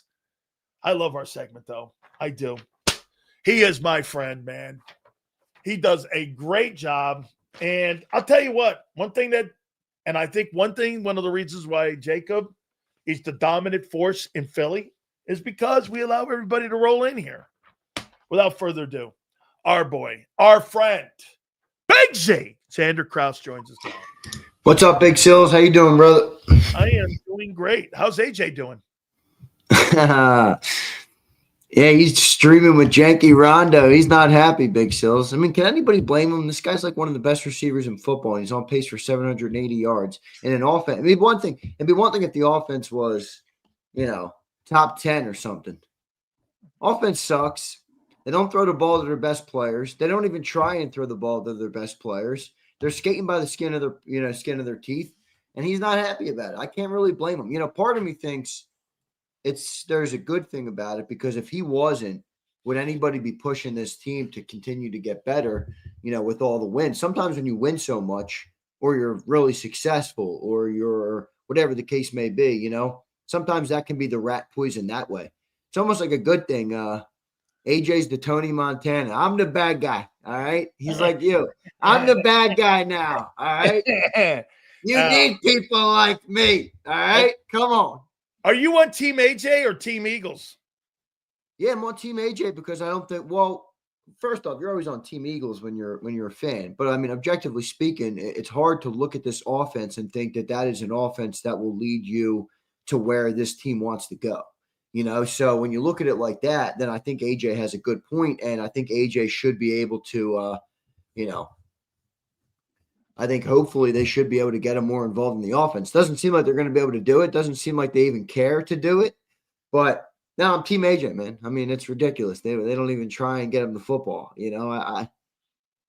Why do we pay this offense? If all we want to do is just be risk averse and just we don't need to push it. Like even last year, word up. I don't know. Like at least we ran the ball last year. Like we don't run the ball well. We don't pass the ball well. Do we do anything well offensively? Or do we just literally say, yeah, don't turn it over. Woo. Yeah. Don't turn it over. Woo. How are you like one of the worst offenses in pro football? What are we, 25th? Yeah. 200 million and 25th. How you doing? That's crazy. Crazy. That's crazy. Fucking crazy. I never seen a fan base such low expectations for this offense. Look, so when I ask a question, do they live up? Oh, Rob, I'm a flip flopper. The team's a flip flopper, dog. They got you flipping like you never flipped before. Oh, Rob, they had you calling Hurts an MVP, and now you're defending them till your last breath. We're all flip flopping on this team because consistency is the only thing this team comes nowhere near, man. Come on. They're the most inconsistent team in pro football. That's right. The team is inconsistent. The comments will always be inconsistent. Absolutely, they will be. I'm going to ask you a question. By the way, all super chats will be read at the end of this. Please hit the like button. I'm going to ask you a question here. And all right. Sunday quarterbacks, Jared Goff and Jalen Hurts. Who do you think does a better job at getting the football spread around to their key players? You could have went so many other ways with that framing of that question. Obviously, Jared Goff. I mean, come on. Wait, obviously? What do you mean? The way you framed it was who spreads the ball around to their weapons more. Come on. All right, who gets the ball? Who utilizes the talent in their huddle better? Jared Goff or Jalen Hurts? Jared Goff. It's not even close. It's not even remotely close. How is that not a conversation then with people going, because we keep winning. So do you think when that dynamic, if it ever does, the one-loss column is the only reason they're tolerating this underachieving offense, correct? Yeah, definitely. Is that a remedy for longevity? No, it's not. It's not. All right, what do you make of this Jair Alexander thing? I don't know. I'm trying to be somewhat sensitive to it because I'm hearing that maybe he's got some mental things going on. And again, we just had that conversation a couple weeks ago. But, if you leave that aside for a second and just hope everything is okay with the player and the dude, which I hope everything is okay. I mean, what the fuck? Dude just quit on the team a week after getting traded here? I mean, what the hell? I mean, Wasn't there any conversations with his agent or anything before he did the deal? Yeah, Howie didn't do Or a did very you good just job. fucking do it? I mean, I know you didn't trade much. No, it's nothing. I know. It's a Yeah, I nothing. know you didn't trade much, but Yeah. yeah. I Anyway. think it's nothing really. I don't really. I Well, didn't read yeah, you didn't so trade well. much, but in a vacuum, it's still a bad move by Howie because, if you're the Ravens, you're probably happy you got something out of the player before you knew that, knowing he was probably never gonna get on again, get on the field again for you. But yeah, he'll never wear a jersey for the Eagles, and it is what it is. I mean, it's not like what changes? There's nothing changes on the football field, What about Nick? right? No, nothing. What about Nick and Snappy today at the presser because they Yeah, were that was asking funny. him I about. actually got a couple texts about that, so everybody was watching. They were all excited about Nick Oh, I getting rid was. All of a of. sudden, he was like, "What are we Yeah, debating?" yeah. It was I like the like first that. time it made me look up. I went, "Whoa, he's getting tired of getting asked about AJ." That's the first sign of him going. Listen, because they went. Now, what do you believe on the fourth down? Do you believe that Jalen and AJ did do that, or do you think that Nick made the call for that? I think it was probably Jalen and AJ, but it doesn't bother me. I'm like, I don't know why people are so hung up on that. Who gives a shit? They made it. I mean, but by the way, nothing changed the outcome of the They game. didn't work. Yeah, it didn't work. I mean, if they called it, so be it. Was it a dumb decision? Yeah, it was a dumb decision. But again, I explained this yesterday. It's one of the things I wasn't after rewatching and thinking about it further. It's one of the things I wasn't. I mean, it was like for 15 yards. I mean, they were punting from the 40-yard line. They would have gotten him to the 25 if it was a touchback, It unless they was had a 40 perfect seconds punt. left in the game, By though. the way, remember, Man, I think shanked a punt in that game, and he also got a punt that went off somebody's finger. So, I don't know. I mean, it was for 15 yards. Jalen wanted to ice the game with AJ Brown. If anything, maybe does it show you that they're not not on the same terms as we think? Are they on the same terms? I just think it was a stupid play by both of them. I just run the clock out. You're going to do anything, throw it. You stop the clock when you do that. You helped them out. It was, get this, but I'm not pissed.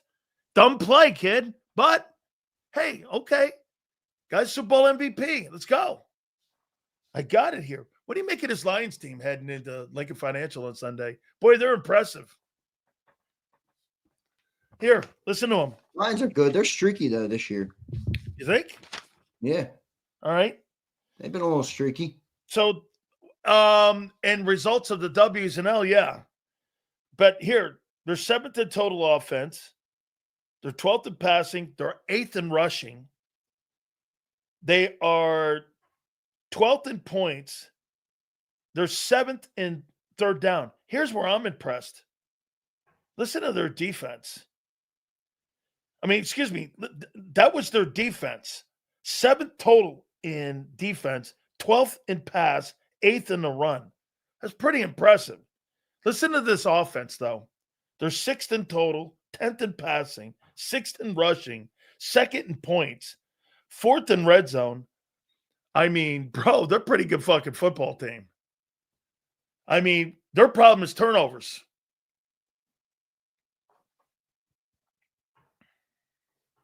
No, they're good. They were good last year. I mean, they're a good team. There's no doubt about that. But their defense is hurt again. I thought, what I think one of the biggest wrinkles in this game is actually that Dan Campbell, like weirdly, oddly, unexpectedly took over play calling. But he's only called plays now for one game. So it's like, how does that change your approach to what their offense has done? You only have one game of sample size on Dan. Now, obviously, it's not like he reinvented the entire thing. He just took over the play calling. But does he have different tendencies than what they had through their first 8 games? I think that's a fair way. Yeah, it's a fair little wrinkle in the game plan. So we'll see. I would expect more run for Detroit. John said something interesting. One team recently, I guess, did something to Jahmyr Gibbs to take him out of the game or something. Was it? I forget what it is. I got to ask John about it tomorrow. But he's like, I think Vic Fangio is going to pick up on that and do that. So we'll see what they end up doing with that. Maybe make them pass block or something like that. But we'll see. I mean, look, they're a very talented team, and where I think is key in this game is the pressure on the interior. I mean, if that defensive line plays like they did versus Green Bay, that Detroit team's going to have a hard time moving the ball because because Jared Goff's, he's a rhythm thrower. He's a timing guy. He doesn't move out of the pocket much. So if you can move him, if you can get him off his spot, make him uncomfortable, I think they'll be able to slow that offense down. The question is not, honestly, my question is not on the defense. I think the defense is going to hold their own. It's a good offense. So I would expect the offense to score more than 7 points. The Lions offense, that is. But my concern is not the defense. My concern is the offense. They have been so inconsistent. So what are they going to be? It's another one of those things. You come into the game, you have no idea what they're going to be. Every week it's different. Is AJ happy this week or is AJ sad this week? Very bipolar. I don't know. Very bipolar for me here. I'll tell you what, Penei Sewell versus Jalen Phillips. I'll be looking forward to that. I'll be looking forward to that, dude. No? Penei Sewell, Jalen Phillips, that's advantage Penei Sewell. Come on. Penei Sewell is one of the best tackles in football. Agreed. But hey, this is where you earn your dough. This is where you earn your cash here, man. So yeah, let's see, what kind of pass rushers do they have there in Detroit? Aiden Hutchinson's got 7 already. Holy shit. Brian Burns has got 11. Good God, he's halfway. He's through 9. He's going to have 20 sacks this year. So Detroit, Aiden Hutchinson's got 7 sacks so far in 9 ball games. The Giants are a shit show. Aiden Hutchinson's a beast, dude. And then Kim Muhammad's got 6. Yeah.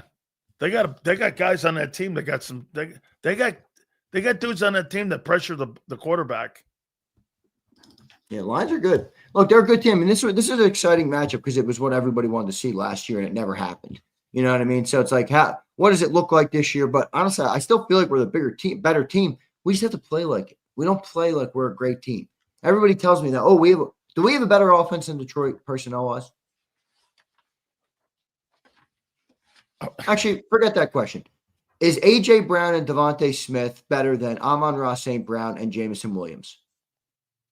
The production doesn't say yes, but I'm with you.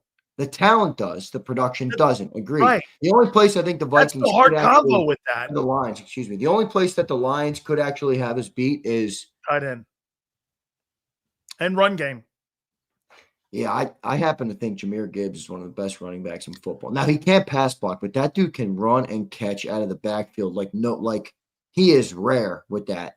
I mean, him and Bijan kind of. Bijan's still not, I don't think, as good at catching the ball out of the backfield as Jahmyr is. Jahmyr is amazing. Now he can't pass block, so he's not a full well-rounded running back, but you can make an argument, Okay. That's what he's got.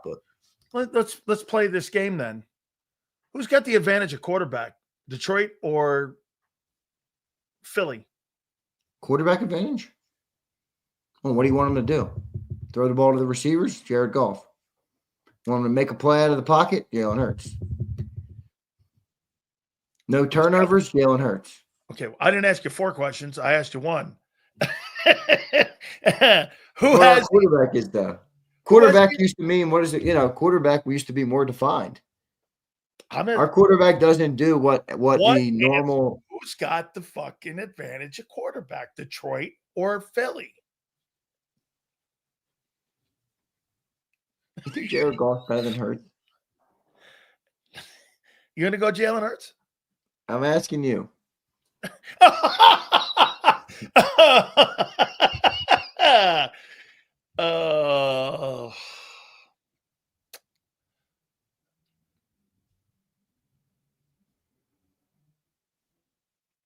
I'm going to take. By traditional quarterback metrics, it's not even close because quarterback used to be about getting your guys involved in the game. Yeah, but they're 2 completely different chicks.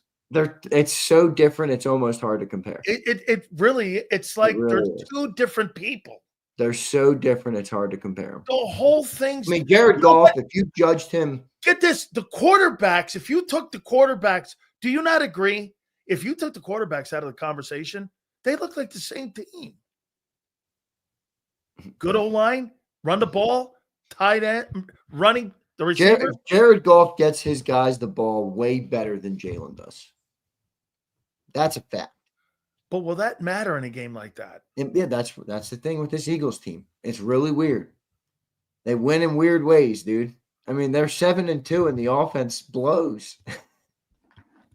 Does anybody have an explanation for that? I mean, the defense, they don't even run well. Last year it was like, at least we can run. We'll even run. We can't even run well. And We're you know what you can't 26th say? ranked running offense in football. You know what you can't say? You can't do this. Well, they're frauds. Yeah, well, that's not who they've beaten. I mean, because they've got a fucking great record. So you can't do that. Right? You can't do that. You can't go like this. Well, man, come on, look who they. No, they've got. We could make the argument if this was the college football playoff, the Eagles would be the number 1 seed in the playoff, wouldn't they? Because of who they played and won. Right? I think they would. Dude, I'm so sick of this offense. I'm so sick of talking about the same fucking things with this offense every fucking week. I'm so sick of it. Wait. Please, can we just have a day where we look okay? Year. We can never win with this damn offense in terms of the narrative. Not talking about the field. I'm talking about the narrative around this thing. There's no wins. Who's got the advantage in the run game? This year? Detroit. Shit. Okay. Jahmyr Gibbs is balling. What's he up to this year? He's up pace for 1,300 yards. Yeah, but he catches the ball a lot too, dude. Oh yeah, right. What kind of he's got 25, it's 2025. He's got 700 rushing yards and he's got receiving what the fuck is receiving yards here? 230 receiving yards. Well, he'll get 500-600 yards receiving then. Yeah, he had 517 last year. Well, shit, he may go over $2,000 from line of scrimmage. No, he's not. Well, maybe. Total offense. He'd have to have a good second half of the year, but maybe. Well, if he gets 1,300, he gets another 6. He's going to be around that 19,200 or $2,000 number. So Lions have the advantage there in the run game. Yeah. Okay. Right now, yeah. Who has the advantage in the O-line?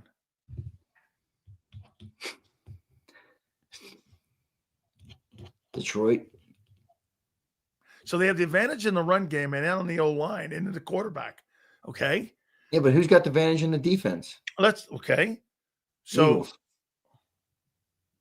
you think the Eagles have a better defense than the 5th-ranked defense in pro football right now? Are they the 5th-ranked defense in pro football? Yeah. Holy shit. Wait a minute. They're 6th. Man, that's impressive. I didn't know they were that high. They're 6th. They're better than us at everything. Classic Eagles game. The Eagles will win somehow. They're better than us at everything and we'll still win. Hey, by 20 and Hurts goes for 350 in the Yeah, that's so Eagles.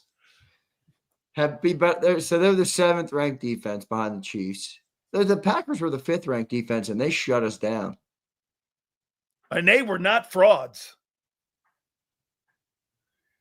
Get this, they have the 7th-ranked passing attack. Oh, wait, 7th-ranked total offense, and they have the 7th-ranked defense heading into this game Sunday. Is this a San Francisco of 2023 in the same week 12? No. No? No, I don't think that'll happen again. I think that's history. That's history that people like Big Sills will keep using. Yeah. Okay. Well, people like to talk about history in Philly when it comes to 2022. I remember seeing them. That's all right. What'd you make of? I don't think you had a chance to hear all of it, but we got a sense of why they're running those zone runs. Mark Trestman said this. He goes, when you're an offensive play caller, the number one person that you're aligned with is the O-line coach because of protections and because you've got to protect your quarterback with the run game.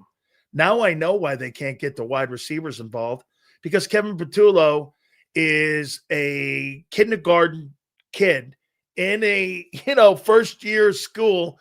Do I put my crayons here? Hey, do I put my chalk over here? Hey, when do I get a sippy cup? Because he does everything methodical. He doesn't do anything with a feel. Isn't it? Don't you see the difference in how he calls games and how Vic calls games? Vic brings these blitzes out of fucking nowhere, and you're like this, brilliant. He's just so good, man. The more and more I watch him as a coach, the more and more impressive he is. He's just, you give him good players, he's going to win ball games for you, man. 10-7. He is. You're right about him 100%. You get him points. You get him points, he's winning. So what do you think we have to do to win this game versus Detroit? This is a different type of opponent than anybody we've played. You know, I don't think anybody we've played has had this type of explosive offense that Detroit's had for the last couple of years. And a solid defense like this, both sides. Hey, get this. There ain't no Jordan Love in here. Why do I feel like this team has been so streaky this year? Turnovers. When you have high volume passing, you got turnovers. And they lost to the Vikings 2 weeks ago. They got beat by the Chiefs pretty bad. And they lost to, who else they lose to? The Packers. They scored 13 points on the Packers. Opener. It's turnovers. When you have high volume passing, here, let me show you this, Andrew. I'll give you something here on, and this is why the play calling was taken over. My opinion, this is why Dan Campbell is going to run the ball more, because they got away from Johnny Morton. They were turning the football over, in my opinion, too much. And here's Jared Goff. Look at this. Jesus Christ, that can't be. Is that right? So it's not, I don't know why they took the play calling over. Bro, he's only got 3 picks. Yeah, Jared Goff's not throwing that many picks. Why would they get the play calling out of the way then? I don't know. And Campbell why are must they have led something? And why did they lose 3 games? Jared He's Goff's got 20 tutties, 3 picks, 2,200 yards, and a 74% completion percentage. Jared Goff's at a 117 rating. Guy's having a pretty good year. He's going to throw for almost 40 touchdowns and 4,200 yards and a 74. He led the NFL, I think, in completion percentage a year ago with 516 attempts. How many attempts has Hurts got so far? I want to show you volume. Jalen Hurts has 241 attempts.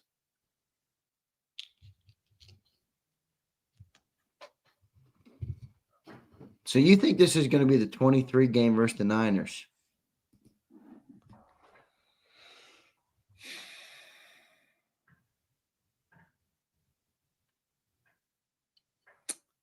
I don't know. See where you have the advantage. You picking the Lions? You're not going to do that till Friday, but it's home. They play great. When's the last time the Eagles lost a home game? Can somebody in the chat tell me where we're better than the Lions? What area we're better than the Lions? I'm not saying we're going to lose the game. I'm just wondering where you think we have an advantage over this team. I think linebacker. Corners. No. Not at safety either, because they got great safeties. They got good safeties. Kirby Joseph, Brian Branch, they got good safeties. Defense, experience, Fangio. Fangio's a good one. Linebacker. How do you get Hunter? Not after last. Wait, really? They didn't even trust the punter last week. That's what I'm saying. What are you talking about, Junior? What do you mean? Punting? Killa says we got a better record than the Lions. There you go, Killa. Here, look at this. Here's their Prince depth. says we're better at crying. We're way better at that, Prince. Welcome to Philadelphia. Well, they got you an edge rusher again. Boy, don't they have some really great edge rushers in the NFC North? You got Parsons and you got Parsons and Aiden Hutchinson in that thing. That kid McNeil can play that tackle position. Yeah, that kid Reader's pretty good too. You remember the story with Lynn McNeil? No. That's the guy that the Eagles Donahue wanted to draft when we drafted Milton Williams, remember, and Howie Roseman and him had this, not the spat, but in the draft room. They both turned out to be right. Lynn McNeil's great, and Milton Williams is obviously great. Yeah. Right. That kid Campbell turned out to be really good, the linebacker from Iowa. Bro, Kirby Joseph and Brian Branch might Oh, be so Fly Eagle says we beat every team Detroit lost to. Is that right? They lost to the Packers. They lost to the Vikings, and they lost to the Chiefs. well, then you should beat the hell out of them. And it's in Philly. Sunday Night Football in Philly. Anybody ever been to a Sunday Night Football game at the Link? Those are fun. Those are banging. That Link is going to be rowdy. Yeah, but the other thing is, if that offense come out and got 32 yards in the first half of football, the Boo Birds are going to be out. The Boo Birds will be out. You get a turnover in that game. Holy shit. Kevin Patullo. Oh, you asked a question. How do you beat them? Patience. They're going to make a mistake.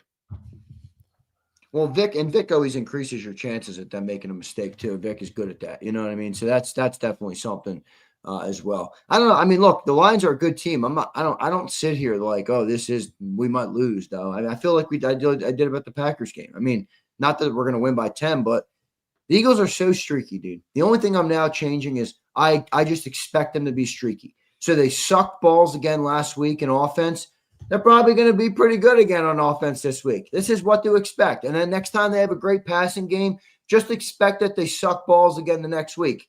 I mean, this is what to expect from this team. We didn't have a good game last week. We did have a great game on defense. I think they're the only things that have consistently improved upon each week.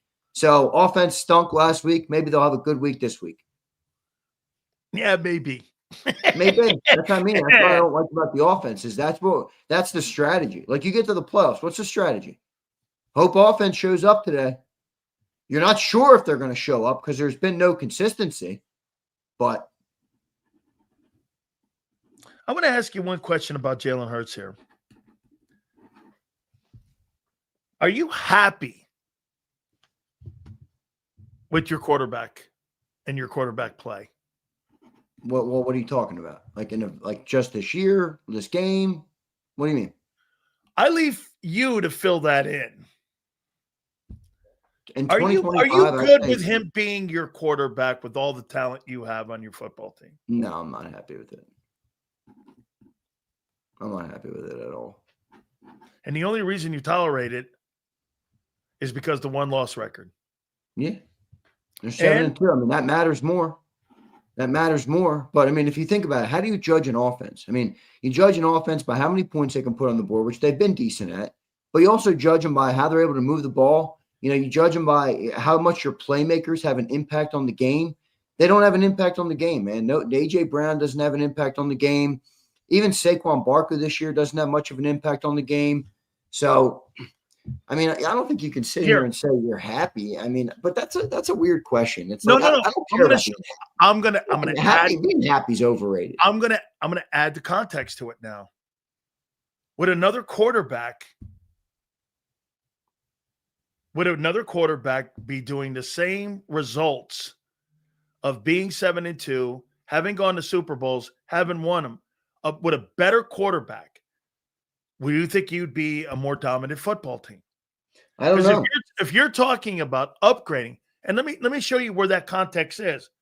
Do you think now that Sam Darnold and Baker Mayfield, Mac Jones, use anybody you want that have been these reclamation projects, all get better coaching now? They've gone to better organizations, right? So a guy walks into Philadelphia who was one of those guys that was a cast-off. He gets better coaching, has better players around him. Don't you think he would elevate that offense more? I mean, you can think in a fantasy land world. I mean, I'm kind of a senior fantasy on land. this, I'm watching it on display in the NFL right now. You want to say yes because they've been so bad at moving the football, but again, like I don't know. How the fuck would I know what another quarterback would do in this offense? Well, Jesus, I know one thing. The last couple of weeks, you've been bitching an awful lot on the postgame show going, what the fuck is wrong with this offense? Just last week and then a couple weeks before that. Yeah. Wasn't a couple weeks ago. After Minnesota and New York, those are the two teams that everybody's telling me how great we are. We beat the 4-5 Vikings and the 2-8 Giants. Look, our offense is great. Yeah, I don't know. I don't know how to answer what a different quarterback would do. All I know is we got Jalen right now, and he's struggling to get the football, to the playmakers. So is it him? Is it the offense? Is it the risk-averse philosophy that Nick has set? Is Nick right and we're all wrong for wanting it to be more? Because they He said just they're keep not winning? changing today. Huh? He said they're not changing today. Yeah, why would he change? No, he goes, we're going to do things the same way here when it comes As much as I bitch about it, I mean, I understand that. Then why is AJ bitching? Well, AJ's bitching because they don't even give him a chance to get the ball. I mean, he's got no impact on the game. It's like stupid. They've completely taken him out of that offensive approach. I mean, you think he's a good teammate? AJ? Yeah, I do. Based on what I've heard about him, people love him in that locker room, man. People love him in that locker room. Just going off of what John's told me. I mean, John's down there. He's there. He's there. In the locker room. Yep. Yeah, John talks to people. He tells me AJ is very well liked. And part of me also thinks that everybody thinks being a leader is just like glazed. Like, that's not what being a leader is. That has nothing to do with being a leader. If somebody has to say we got to be better, that's a different form of leadership than what these cupcakes want to hear. But that's a form of leadership. AJ saying, this offense is underachieving by every metric. And we're underachieving, So he says that. I don't think that makes him a bad teammate at all. I will say did you listen to those clips from that guy? By the way, I love that damn streamer. That guy is so good. That Janky Rondo guy, he's fucking so funny, man. They blocked me for some reason. I don't know. Who? Janky? Yeah. Really? The kid did? Yeah. I think. Blocked your ass. I think they did. I've never even spoke. I've never heard of him until you said something about him today. Well, probably because he's buddies with AJ. Okay. Why are you even here if you're not being thrown to? I don't know. Dude, what is up with that, man? Holy cow. Dude. I watched those clips. What'd you make of them clips? Talked about when he was talking on about Madden, and he was talking about the only place. Like, these are my only football highlights this year and shit. If you got me in fantasy, drop me. I mean, AJ was hilarious, dude. AJ's a troll. This is what I've learned about AJ. He's a total troll. He's a total troll, dude. I fucking love it, man. I do. Hey, Nick, man. This was Nick's best performance at the mic today, telling people, what are we in a fucking debate? And I was like, whoa, okay. Because they were trying to press him. And give it to Philly, man. They were pressing him going, hey, did you know anything about the Jair? He goes, no, I'm hoping everything works out. And he goes, and then he answered the same thing. And then on the fourth, he goes, I know what the play was. Then he goes like this. I knew what the play was. I knew what they were doing. Because what is this, debate? And I was like, that's the best I've seen him. The guy does have a shitty little part of him. I wish he would show that side more. I'm not talking about screaming at players either. I'm talking about just telling people, shut the hell up, man. We're 7-2. I think he realizes it. 7-2. Get this. I've never seen a fan base 7-2 is not good enough. Yeah, but that's such a phony. Like, I'm not a big fan of that. Like, I'd rather champs and you're 7-2. No, I know, but I'm saying record is like the Vikings could have said the same thing going into the playoffs last year. The Lions could have said the same thing. We said the same thing in 23 when we were 10-1. I'm just saying, like, a better indication of your team is how you're playing. The offensive line and the defensive line, whether you can run the football or not. Like, those are the things that you need to do when you get to January football. Right now, our offensive line is okay. We're not running the football well. Our defense is tremendous. I think that's a great positive right now for this team. But outside of that, I really don't know what they're doing that gives me a lot of confidence that this team is going to run the table when you get to the playoffs. Outside of, they just seem to win games. But again, I don't think the record is a perfect way to just, 7-2, so nothing needs to change. Winning cures a lot, but it doesn't mask every problem. And I know it doesn't mask every problem in the locker room. That's for sure. He won 21 of 26 ball games in a Super Bowl. Whew. That's awful impressive, Xander. No? I mean, and I think that's the only reason. How do you think the owner's taking all this? Do you think he likes what he's seeing? I think the owners go with it as long as they keep winning. Maybe they will keep winning. I think they probably will keep winning based on the evidence, but I don't know. Last year we could run the ball. We can't run the ball. That's my biggest concern. Totally. If they were running the ball, if they were running the ball right now, I don't know if I would care about the pass. No. Right. No. I think you're right. I think right now running the ball is clearly the biggest problem on the team because that opens Prince up. Says I was the same way last year. But Prince, what are the different factors from last year? I get it. That's what everyone's saying now. We all bitched about the offense last year too, and look how that ended up. No, they didn't. That's just a guarantee you're going to go back and win the fucking Super Bowl. Nobody bitched about the offense when they were running the ball for 250 yards a game. Yeah. I don't remember anyone bitching like that. Big Z, let's get this. Prince, I'll cry my ass to the parade, and you won't even show the fuck up, Prince. You won't even fucking be there. You'll be rooting from your couch like all the other fucking Nimrods who cry. You'll be rooting from your couch. I'll be on the parade float in the middle of Broad Street. You still think they get to the NFC title game? Yeah, I do. You think they're playing better ball right now than Seattle and the Rams? No, I don't. I don't think they're playing better than those two teams. Let me look something here. I'm going to do this before we get to the Supers. I want to do this one thing here. Let's see here. Let me do this because I wanted to do this earlier with you. All right. So you right now would be you'd be the 1 seed right now, right? So you'd get to bye. You would get to bye right now. And Denver's 2, New England's 3. That's the AFC. Chargers are 5, Pittsburgh's 4, Buffalo's 6, Jags are 7. NFC, Eagles right now wins tiebreaker over Seattle based on best win percentage in the conference is Philadelphia. So as of right now, you have the tiebreaker over Seattle. Seattle 7-2 wins the tiebreaker over the Rams. This is my problem with Seattle. You think Sam Darnold's going to the Super Bowl? I don't. They look really good. Defense looks good. I don't think Sam Darnold's going to the Super Bowl. Sorry. I can't. They're good, though, man.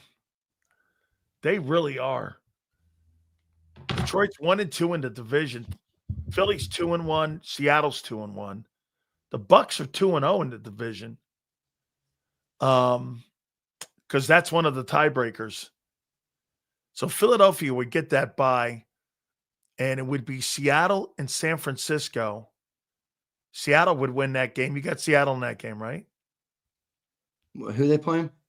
It would be Seattle, San Francisco in the opening round right now. Yeah, I don't even think San Francisco is going to get in. I think you're right. Yeah. How about Detroit and Green Bay? Detroit. I think Detroit gets the better of them next time around. Okay. Bucks and Rams. Rams. Okay. That means that you would play the Rams in the divisional round. Why? The Rams are the 5 seed? Rams are the 5 seed. Yeah, because Seattle's the right. Yeah, that'd be tough. I don't think you want the Rams in the playoffs until the end, until the championship. And then your road to the Super Bowl has to go through the Rams, Detroit, or Seattle. It's going to be this is for everyone. You got to beat the Rams, then you got to beat either Seattle. Well, then an interesting conversation comes into it about the war of attrition. Yeah, injuries. The Eagles are healthier than most. I don't know how's Seattle's health. They're gotten better. A couple weeks ago, they were really hurt in the front seven, and they got a bunch of guys back in their front seven. Dude, that kid from Dallas played with the Cowboys is fucking having a great year up there for them. He really is. And then Look at this guy. He's not happy. L. Rob's not happy with me. I guess his cult leader, Lord Brunson, took a shot at me or something. So now he's out with his pitchfork. Okay, little L. Rob. Okay, buddy. Oh, are you sad that nobody glazed your football team as much as you wanted them to? Okay, L. Rob. Take a lot, buddy. Whatever, man. People taking shots at people. Fucking, I bet people taking shots at me for 35 fucking years. Yeah, good. Eat one. Good. If they're not taking shots, you're not talking. Right. That's right here. Let's read these supers, big guy. Here's Q Ball. What's up, Q? Thank you, Q. I have some hope they get better. I'd rather be playing our best ball in the playoffs. We need to improve. If we get better and better, then fine. Are you in a good mood? Do I look like I'm in a good mood? No, you do not. No, I'm not in a great mood right now. I'm not in a great mood. Kyle says this game will either be Ravens from 24 or 49ers in 23. Patullo is officially can't get right. Patullo stinks. You think he's back next year? What's that? You think he's back next year? I do. All right. James says, bigger question is, do you regret not getting Watson? Offense would have looked better. Deshaun Watson? Nah. You see he's is that who he's talking about? There's no way he's talking about Deshaun Watson. Yeah, what Watson is he? Do you think he's talking about? I think that's kind of a snide, maybe shot there because, by the way, Watson looks like he's almost ready to come back. I don't know. I think it's over. $230 million, man. One of the greatest heists of all time. I mean, right? Look, the only proper call out of me right now is this guy says Xander's the same person that said football doesn't affect his mood. That's horse. There's more shit in life, money, Mitch. Maybe I'm not in a bad mood because of the football team. In fact, I could maybe give two fucks about the football team right now. They're 7-2, and they're the worst offense of any of the contenders in pro football. It is what it is. I'm ready for the playoffs at this point, dude. I mean, honestly. Yeah, you're playoff ready right now. You don't give a shit about the regular season. Here's Steven. I love AJ, but how many wide receiver ones around the league would kill to be on the Eagles, even if it meant they're not many? No, not many. You think Jamar Chase would want to be in that You shit? have a bad understanding of receiver wish list if you think a receiver wants to come and play in Philadelphia. Are you kidding me? Here's Park. Park says Big D. You think fans are tired of AJ? I think some of them are, but they can get over it. Park says, Big Z, you have to look what the Eagles are doing. They paid the offense 2 years ago, and now they will pay the defense, and will rebuild the offensive line through the draft to go in 3P. That's 3P. Okay. That's some Delulu optimism right there. I think, by the way, to answer your question about, I think fans are tired of AJ. I think this fan base is pretty split right now. I think a lot of fans are tired of the quarterback too. I think a lot of fans are tired of Nick Sirianni and the risk-averse offense. I think fans are conflicted because everybody hates the offense, but half the people just want to say you're 7-2 when really everybody knows that the offense blows. Well, then including L-Rob, who's trying. Then let's put this in the locker room. You think the locker room split? No, I don't. I think the fan base is split on it. I mean, I'm split on it. How do you gauge it? The offense blows, and we're 7-2. How do you gauge it? Sit down and shut up? I got to do a talk show every day. I can't just sit down and shut up. Offense blows, and we win a lot of games. Huh? It's a weird football team, dude. It's a weird-ass football team. Here's Jay Shaw. What up, Jay? Back to the 3rd and 12 issue with J-Mac. Here's a stat for you.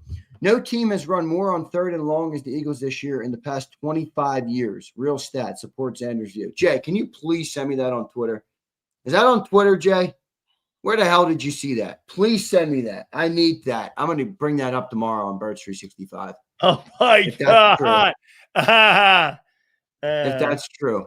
What are you laughing at? You were on John's side. You're like, yeah, John, you're Xander. He's right. You don't need to run plays on 3rd and 12. Fuck off. Move the sticks. Go for it. You got Devontae Smith and A.J. Brown. You're telling me we can't take a shot? That's why they're winning the way they are, because that's what Brady would do.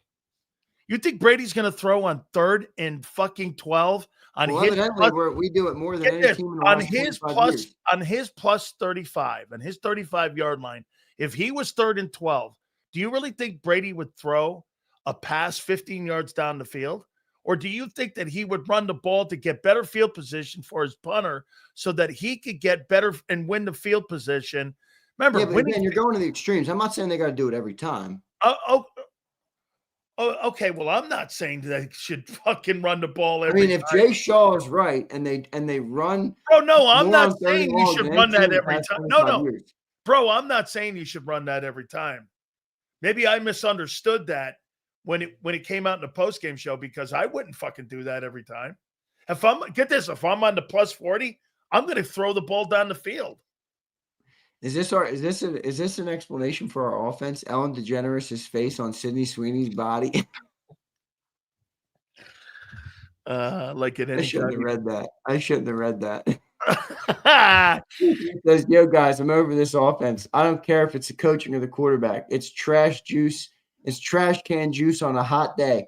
Thank God for Vic and the D. AJ's 100% gone, too. Christopher's lashing out on it, too. Dallas ain't happy, man. Dallas has a superior passing game to the Eagles, don't you think? Oh, yeah. Big Marsh says, I'm very consistent. Get AJ out of here. Big Marsh, I don't want to go back to Jalen Reagor or Travis Fulgham and all those days, dude. I don't think that's a good thing. That guy Whiteside, you want to go back to that shit? Mikey says, no arm, no legs. Hoagie hurts, baby. Yeah. Morty says, you can't just look at third downs, Xander. They managed to keep possession. Morty, that's not true. They have one of the lowest rates of getting in the red zone of any team in the National Football League. They go 2 times a game to the red zone. This is just objectively not true, Morty. You're acting like they're converting first downs every first and second down. On that third that is down. not true at all. That was a good pull by you, saying how few that times they have gotten into the red zone. Yeah. Here we go. Pharaoh says, don't accept anything in a win that you wouldn't in a loss. Hashtag Team Age. I like that. Good phrase right there. Uncle says, the coaches do not trust Jalen, yet they turn around and ask him to bail him out when we should have lost against Tampa and LA. This is on the coaches, in my opinion. Keep grinding, guys. Go Birds. I think that's a fair way to look at it. He didn't bail him out in Tampa Bay. Remember, they didn't have a good second half. That do you think Kevin Petullo and Nick Sirianni? No. Tampa was the game they came back. Rams were the game. No, which Rams were the game where we had a good Rams. first You half? came back. Your Rams came back in the second half.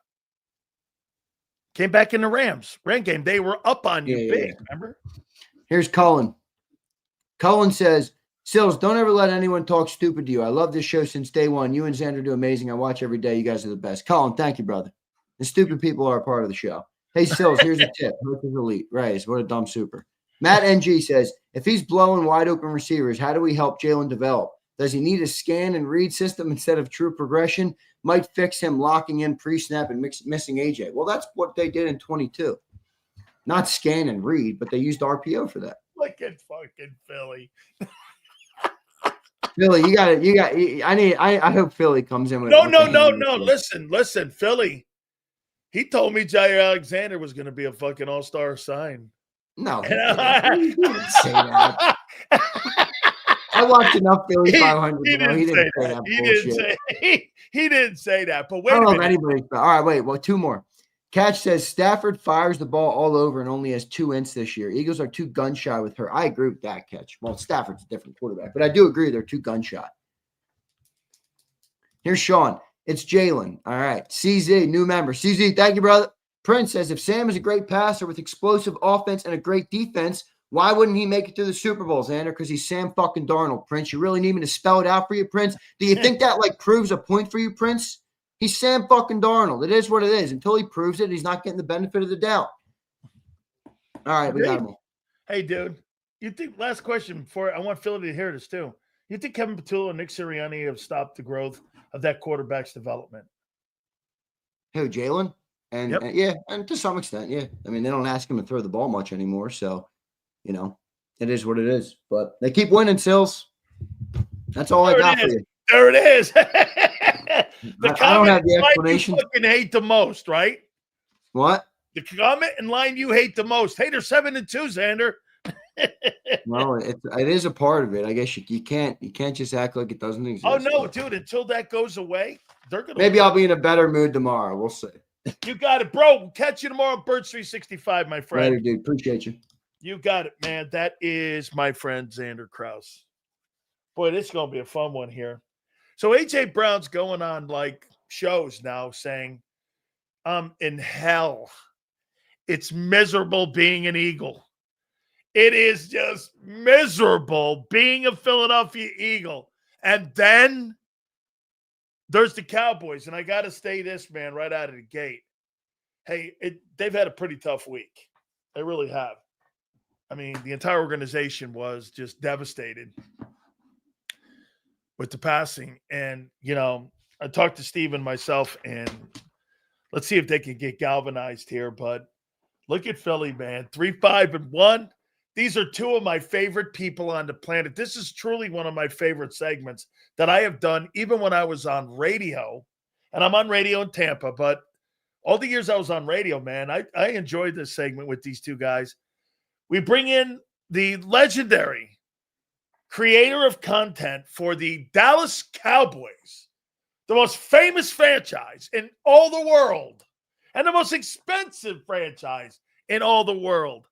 He is Mark Holmes. And then we bring in one of the absolutely great content creators for the Philadelphia Eagles. He is the champ. He is Philly 500. He joins us now. Look at Mark. Mark, smile, man. I'm just here for comic relief, man. That's all I'm here for. I am the fresh meat for the Eagles nation, you know? Somebody for the shit on. I get it. I know my role. Wait a minute. How many people come at you every day that are Eagle fans? Bro, you know, the number one city that I have viewership is Dallas, Texas. The number two is Philadelphia, Pennsylvania. I'm sitting here looking at my live stream. You know, I've got Eagle fans galore. It's probably about 60-40 Cowboys to Eagles in here. Philly, they go after him like this? Do we need to have a Dak makeout session before I start here, or what? Are we good to go? Okay. Well, yeah. Look. It's totally justified when you put out 1,000 videos about Jalen Hurts always taking shot at the Eagles. Every video, of course, the Eagle fans are going to come and respond. What gets me is that he knows what he's doing. He wants them to come, and then it's the woe is me. I'm Mark Holmes. I make chicken wings. I have not. I don't do anything to anybody. The real question here. You infuriate them. Wait a minute. Real question here. Why is it that you guys give a rat's ass about the Dallas Cowboys? I mean, seriously. You're the defending Super Bowl champions. You're the number one seed. And you guys get butthurt because Jerry Jones put a poison pill in because he's like, I don't want to face that guy twice a year. If I have to, I want to get something else. You all, and it wasn't just you, it was the whole NFC East. I literally have you doing Cowboys Nation or a bunch of bitches. You know, I got I didn't say that. That's not what I said, though. Let me finish asking my question. Because I did a video yesterday because Sil, sent me the text message like, brother, you got to be on. The only reason I'm here is because Sil gets so happy and excited about me being on. Now, I wouldn't want to disappoint him. He might have a heart attack. What? Mark's not coming on? Yeah. But I ended up finding out Jair Alexander decided, I'm not sure if I want to play or not. And I did a video about it. I get this Eagle fan saying, how dare you come through and make fun of the Eagles. I didn't even make fun of you. With Marshawn Dillon dying, you are just disgusting. And I was like, he wasn't on your team and died. It's like, why are y'all so sensitive? Huh? Well, can I speak now? Please. Yes. All right. So if you're going to ask a question, we've got to start with in the proper context, right? I didn't call you or Cowboy fans bitches. I said your front office are bitches, because I think it's absolutely ridiculous that your team would be so scared of the Eagles that you would take less for a player. The fact that the Eagles have your front office that worked up is funny. The Eagles have no problem trading players to division teams if they get the proper compensation for it, which you would have gotten more. So I don't understand why that would even be a question. As far as the Jair Alexander, I didn't see your video, so I don't know what you said or what you didn't say, but obviously you must have said something that triggered people to think that. Maybe they thought you were making fun of Jair Alexander for taking a leave of absence or retiring for mental issues, because that's what was reported. Maybe that's what they were. Can I ask? So can I actually ask one question real quick? So I'm just curious about the whole Micah Parsons situation, okay? Because for years you guys said I wouldn't want him on my team. He's a piece of crap. He's a Cowboy player.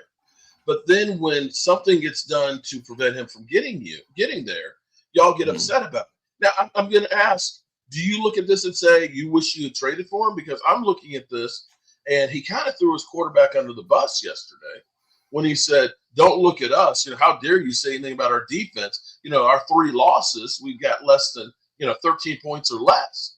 To me, that's pointing the finger at the quarterback. So do you really think that you should have Micah Parsons? Do you really want Micah Parsons in the baggage?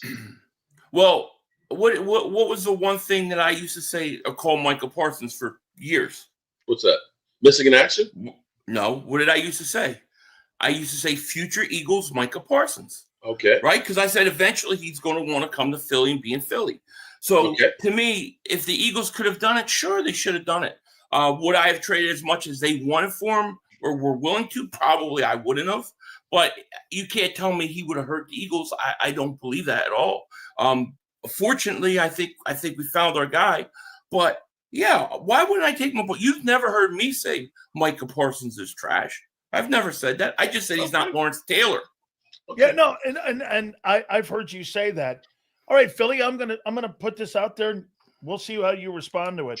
You got a dog shit passing game, dude. I mean, it's dog shit. It's a dog shit passing game. Very, very observant. And by the way, even AJ Brown thinks it. I'm sure he does. Well, you didn't hear him? Yeah, I did hear. I did a video on it. Do you think are you on Team AJ or are you on? Yeah, I'm kind of on Team AJ with this whole thing. Okay, let's hear it, bro. Yeah. Well, because my take on it is this: AJ Brown, why would he lash out like that social media wise? I don't think he's that type of guy. I really don't. And I think the initial thing that they said earlier, and I agree. I don't think he's a bad teammate. Right. Because if we hear and we talk to people that are within that locker room, they say the players within the locker room love him. I think the problem is that the coaching staff has not listened to him. He has gone to them, he's tried to talk to them, and he's frustrated. So now it's sprinkling out and lashing out in these weird ways on social media. So what it tells me and how I view it is they're ignoring their player. They're not listening to what he's saying or his point of view. They're just basically telling him, oh, well, shut up, and we'll throw you a pass here and there to keep you quiet once in a while, which is totally ridiculous.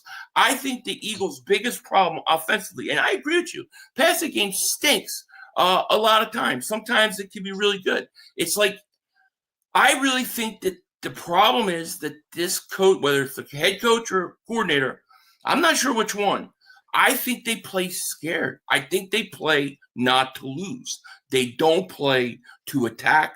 They don't play to win. And I think that the nature of a lot of these players on this team are to attack and are to basically be killers. And they're being told they'd not be able to do it. And I think that's the biggest issue. And when you can't run the ball like the Eagles haven't been able to this year, it manifests itself in these ways. I agree, man. And Mark, I would throw this into the conversation too. And you jump in here, man. I'm like, listen, I think Jalen Hurts is a limited passer in the pocket. Now, let me finish here when I say that. He does other things well that they don't. do you see how many less of the runs that he's doing over the last 4 or 5 games? He's not even running the ball. What was the one thing that Wink Martindale said to Jalen Hurts after that disaster in Tampa when they were in that playoff game?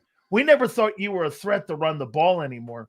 I think his inability, or they're not wanting him to run, I think that's hurt the passing game because, bro, how many times a year ago, and I do think the run game, like you said, not being able to move the sticks with the run game, to me, has really hurt that Eagle passing attack, man. They're just not able to run the football, and they're one-dimensional. They're throwing these 5-yard passes, and that Hail Mary pass that he threw down to Devontae, who made a great play down there. He scored 10 points in a game against Green Bay on the road. I mean, dude, I'm just saying right now that they're not using. I think Kevin Patullo and Nick Sirianni, they don't have any intention of developing this guy. They stopped developing the guy, and they're going to win football games how they see fit. Look at the coordinator, Mark, that they hired. He's never fucking called a play in his life. And I think that's by design, Philly. Maybe. I mean, look, what I'll say is, you keep saying Jalen Hurts is limited passer, and look, he may not have the talent at passing the ball of a Josh Allen, but we've known what he does well and what he doesn't do well for 5 years now. Yeah. Okay, you're telling me that they can't tailor make this offense to fit him better? I mean, that's a coaching issue. See, I don't see how anybody can fully judge Jalen Hurts or trash him when he has basically one hand tied behind his back playing offense. The fact of the matter is, when they have to pass, when they have to do it, he always seems like he does it. So why are they so scared to let him do it? I feel like that game last week, that opening drive, great drive, they fumble. Once he fumbles, they got scared. They went into a shell. They stopped trying to attack, and it was a completely different offense because he fumbled that ball. And I think this is an offense that plays not to lose instead of trying to win. That's what I think. Can I give Hurts a little bit of a pass as an outside observer? Sure, go. Because the last game that my quarterback played, we had problems with our tackles. Our tackles, Terrence Steele and Tyler Guyton, couldn't do jack. And the biggest problem that you guys aren't really touching on is your offensive line has been in and out. You lost, Lane Johnson and things in the games. You guys, you went from having the best offensive line that was consistently blowing people away. That dynamic is actually your biggest problem on your offense, at least the way I look at it. And it limits you because you don't have the time for the quarterback. It's kind of the same thing I've been always saying about Dak. When you don't have time, your passing game is not going to do well. And if your running game's really not working good, it's a recipe for an average or below average offense. I think, and I'm not trying to be mean or anything else. No. I'm actually trying to say this is the problem that you're not even touching on. It's not so much A.J. Brown as it is you can't run. Can't run the ball. And right now, I'm not sure people really worry about putting 8 men in the box with Saquon as bad as it's been. It's not just that they can't run. It's that they know where they're running. You know what I mean? They run the same plays also. You know what I mean? Like, why not bounce Saquon outside sometimes? Why not do some other things? Like, it's very vanilla. Not that creative. That's why Philly. He's not. And I believe that Jalen Hurts is a stone cold killer. Okay, and I just think about the games and I go, this is a 7-2 team that beat Kansas City. They beat the Rams. Beat the Tampa Bay Buccaneers. Okay. Well, their defense is playing good the last game, maybe the Giants game too. But we have had defensive problems as well early on. It was Jalen Hurts and the offense doing what they have to do in clutch time. Okay, so to me, I think when the Rams were beating us and you had to throw, you go out, you throw. You come out versus Tampa Bay, you say you're going to throw more, be more aggressive. You do it for a half, then you go back into a shell. I think they can do it. I think he can throw the ball just fine with anybody else. But I think that for whatever reason, they're overcompensating in their conservatism, and they need more balance. They need to attack more Sills. They need to be more aggressive. You're going to need it this week. Yeah, well, this week is it, right? Because I'll tell you this. You can't play the way you played versus Detroit. If they go out there, I'm telling you what, Jalen Hurts is going to have a big game passing this week. It's going to happen. Why? Because the Eagles have to go out and throw the ball. So they're going to go out and throw the ball, and they're going to beat the Lions. And when they beat the Lions, they've beat pretty much everybody in that conference. I mean, it's crazy. It's crazy. Here, know this, like you said, Detroit's number 6 in total offense, and they're 7 in total defense. That surprises me. They're a very balanced team. Mark, I'm going to ask you a tough one here, man. Do you think the passing of Marshawn Nealand, you think that galvanizes this football team? Because there's only one way you can go. Or the other way is it sinks the team totally. I mean, you've got a game. I believe you're playing the Raiders this weekend. We're playing Raiders on Monday Night Football. You got the Raiders on Monday. Yeah. You got the Raiders on Monday night. Mm-hmm. Do you think that situation galvanizes your football team? You never know how it is, but you can see, Schottenheimer kind of broke down a bit at his press conference today. You see Jerry Jones seems to be rather affected by it as well, and Dak Prescott. And it's one of those things that's, win one for the Gipper, or is it the one where you just don't even want to think about football anymore? And we won't know which way that's going to go until Monday night and see how they react. I think that they're actually going to get together and start playing better. My hope, at least, there's a 4% chance of making the playoffs at this point. It's slim and none. But I don't want this team to just kind of go downhill. You've got to finish better than you did last year because, firing the coaching staff and Mike McCarthy, making the moves and everything that you did, if you're worse than you were last year without Dak, that says everything you did this year was basically wasted. So they need to show some signs of life. Absolutely. What do you make of this, Philly, this Detroit team? They're seventh in total. They're 6th in total offense. They're 10th in passing.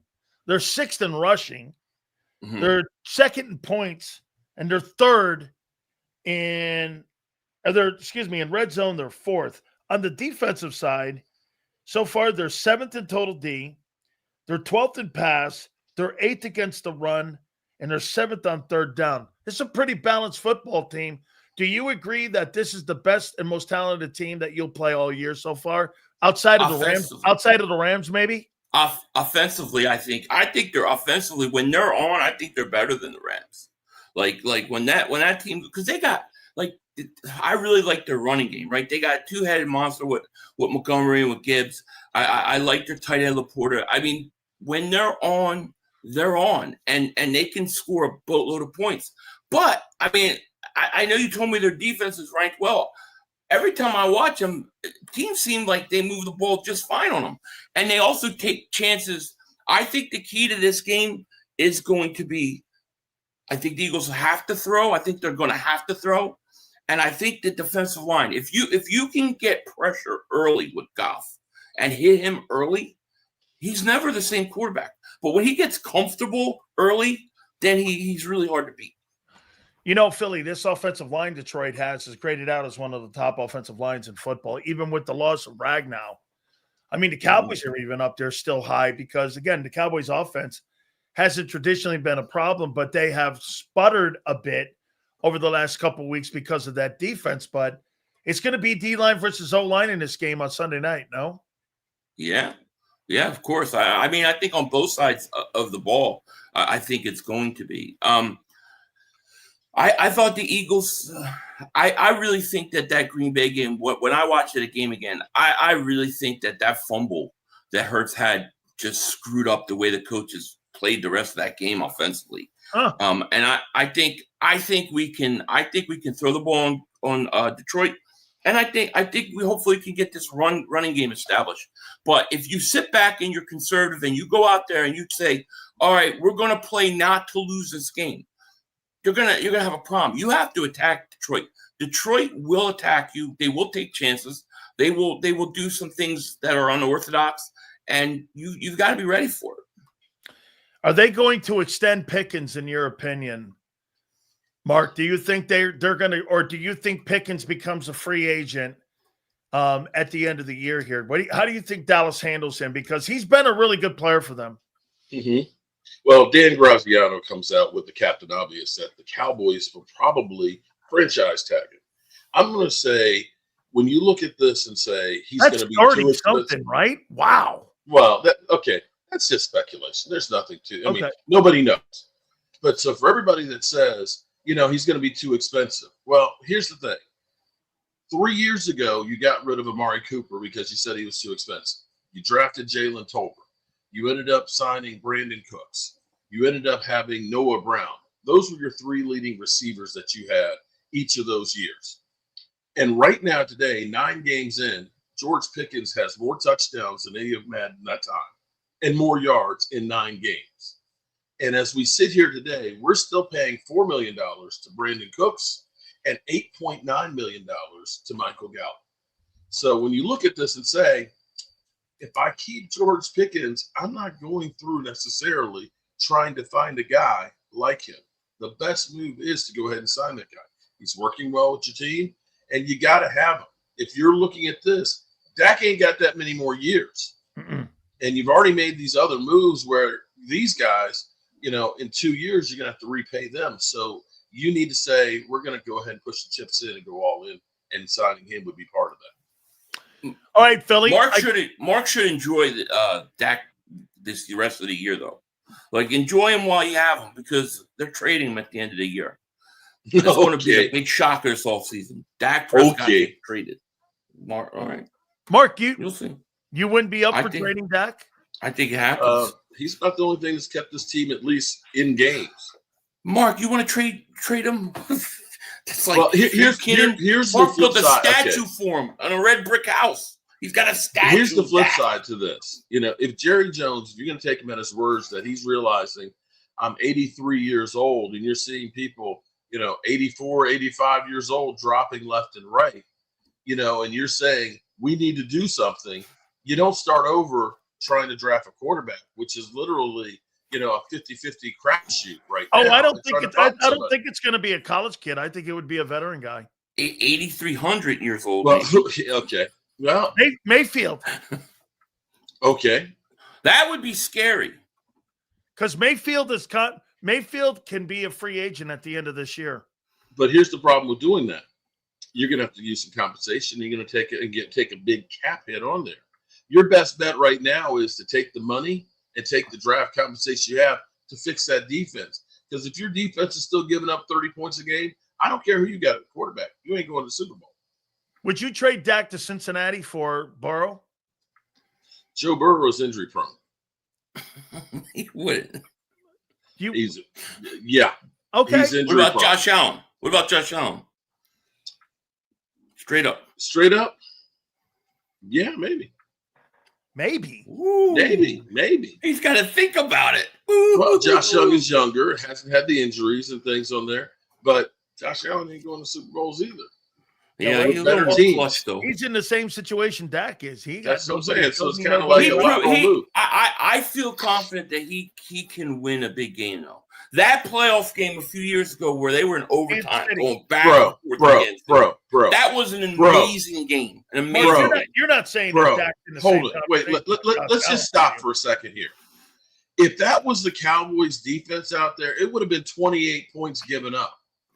My biggest problem is I can't freaking stop anybody. Do you understand that? My defense is ass. But your quarterback is the least of my problems right now.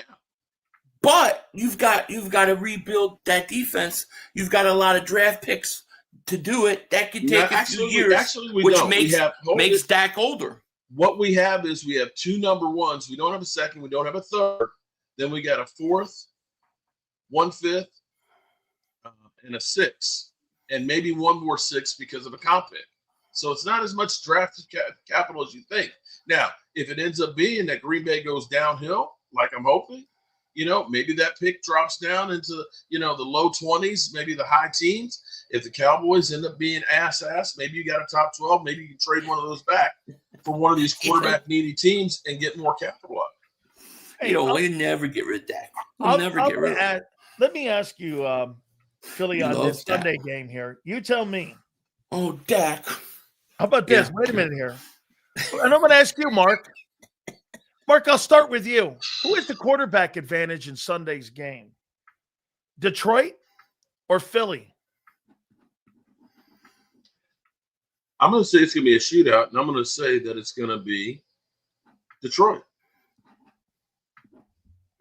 Here, I don't think your offense is built for high scoring. Wait, before I ask Philly this, who do you think utilizes his talent more in the huddle, offensive huddle more? Golf or Jalen Hurts? I think Golf probably utilizes his talent around him more. Okay, and remember, Dan Campbell's his coach. Now, yeah. So let me ask you that, Philly. Who has the advantage at quarterback in this game on Sunday? Jalen Hurts. Okay. Here's why. Because you can say, well, who utilizes their talent? Who's better in the huddle? Who throws a better spiral? Who's better at this, that, and the other? But I'm going to say to you, when you're down 4 with 2 minutes left in the game and you need a play, who do you trust more? I'm going to trust Jalen Hurts. Okay, who has the advantage in the run game, Philly, on Sunday? The Lions or the Eagles? The Lions. They have the advantage. With the way the Eagles' offense has been playing inconsistent, you have to give the Lions advantage. That's fair. However, you agree with that? You agree with that, Mark?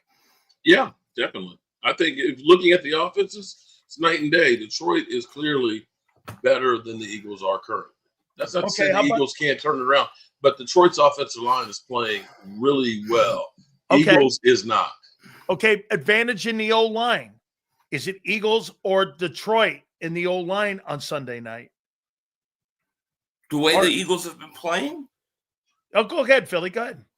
Oh, the way that the offense has been playing this year, you have to give the advantage to the Lions in that specific category. Okay. Do you agree, Mark? Yes. Lions O-line? Yes. Okay. So let's go on the defensive side. Like I said, who's got the advantage on the defense? The Eagles or the Lions? The Eagles. The Eagles are ranked 25th in defense. I think the Eagles' Lions defense are 7th. The Eagles' defense is ranked better. Maybe not ranked better, but if you look at the moves that they made and where they're at the last few weeks, I'll take the Eagles' defense over the Lions. Well, based on what?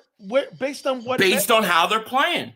You look at the way that a secondary played the last few weeks. You look at the way the defensive line is now that you've added Jalen Phillips, Nolan Smith is back, Brandon Graham is back. That looked like a completely different defensive line to me. In defense. I know you're caught up in the statistics. No, I'm caught up. I'm caught up in the winning. You understand? I'm caught up in what they've done this year. Okay, well, what's the record, Sills? Okay, I'm asking you. Why does that not matter? Wait. I'll get to How the does record. it not matter? I'll get to the record here in a minute. So far, okay, who do you think, Mark, has the advantage? I'm just kind of saying she's talking about their defense is playing well. Now, you gave up 34 to the Giants, right? Now, you played what? No, hold on, wait. Can I speak? I said you gave up 34 in a loss to the Giants. Then the Vikings with 9 coming back, his first game back, you gave up 22. They're kind of challenged right now. And then you still gave up 20 against the Giants. It's not exactly a juggernaut team like the Lions. Mm-hmm. And Jordan Love is on the hot seat. Everybody's talking about him basically being the guy that's going to get his coach fired. So you can't look at this and say you've played great offense. Right. Okay. Everybody's challenged. Everybody's great until they play us. Then they play us and they're challenged. And there's an excuse. Are you trying to say that the Giants, 2 of your last 3 games were the Giants? But Philly, what did they do the last game for the Giants? But you just got through. Congratulations, you split against the Giants. Okay, I mean, thanks. Whatever you want to look take at. it. Okay. Well, is division win not matter now at too? The beginning so of division the year, wins don't matter now so either? Get this. I'm sure you thought at the beginning of the year you were splitting with the Giants. I'm sure you thought that. No, but I say, as I always say, you're going to win some games that you shouldn't, and then you're going to lose some games you should win. That happens. Is that not the NFL? Yep. Why are the Eagles the only one held this? Why is it everything that has to do with winning not matter? No, wait a minute. I just said here's where the record comes in now. So majority of this game, Mark, Detroit has the advantage. We just said it. Okay. They had the no advantage. in those specific categories. Okay, but have those categories up. Running game, O-line, defense. Oh, shit. I mean, all of Defense. I didn't give you the defense. I'm not giving you the Where defense. in the world? Forget it. Forget it. You coming? That dome beat team's Minnesota. coming into Philly You on beat Sunday Night Minnesota Football. and the fucking Giants.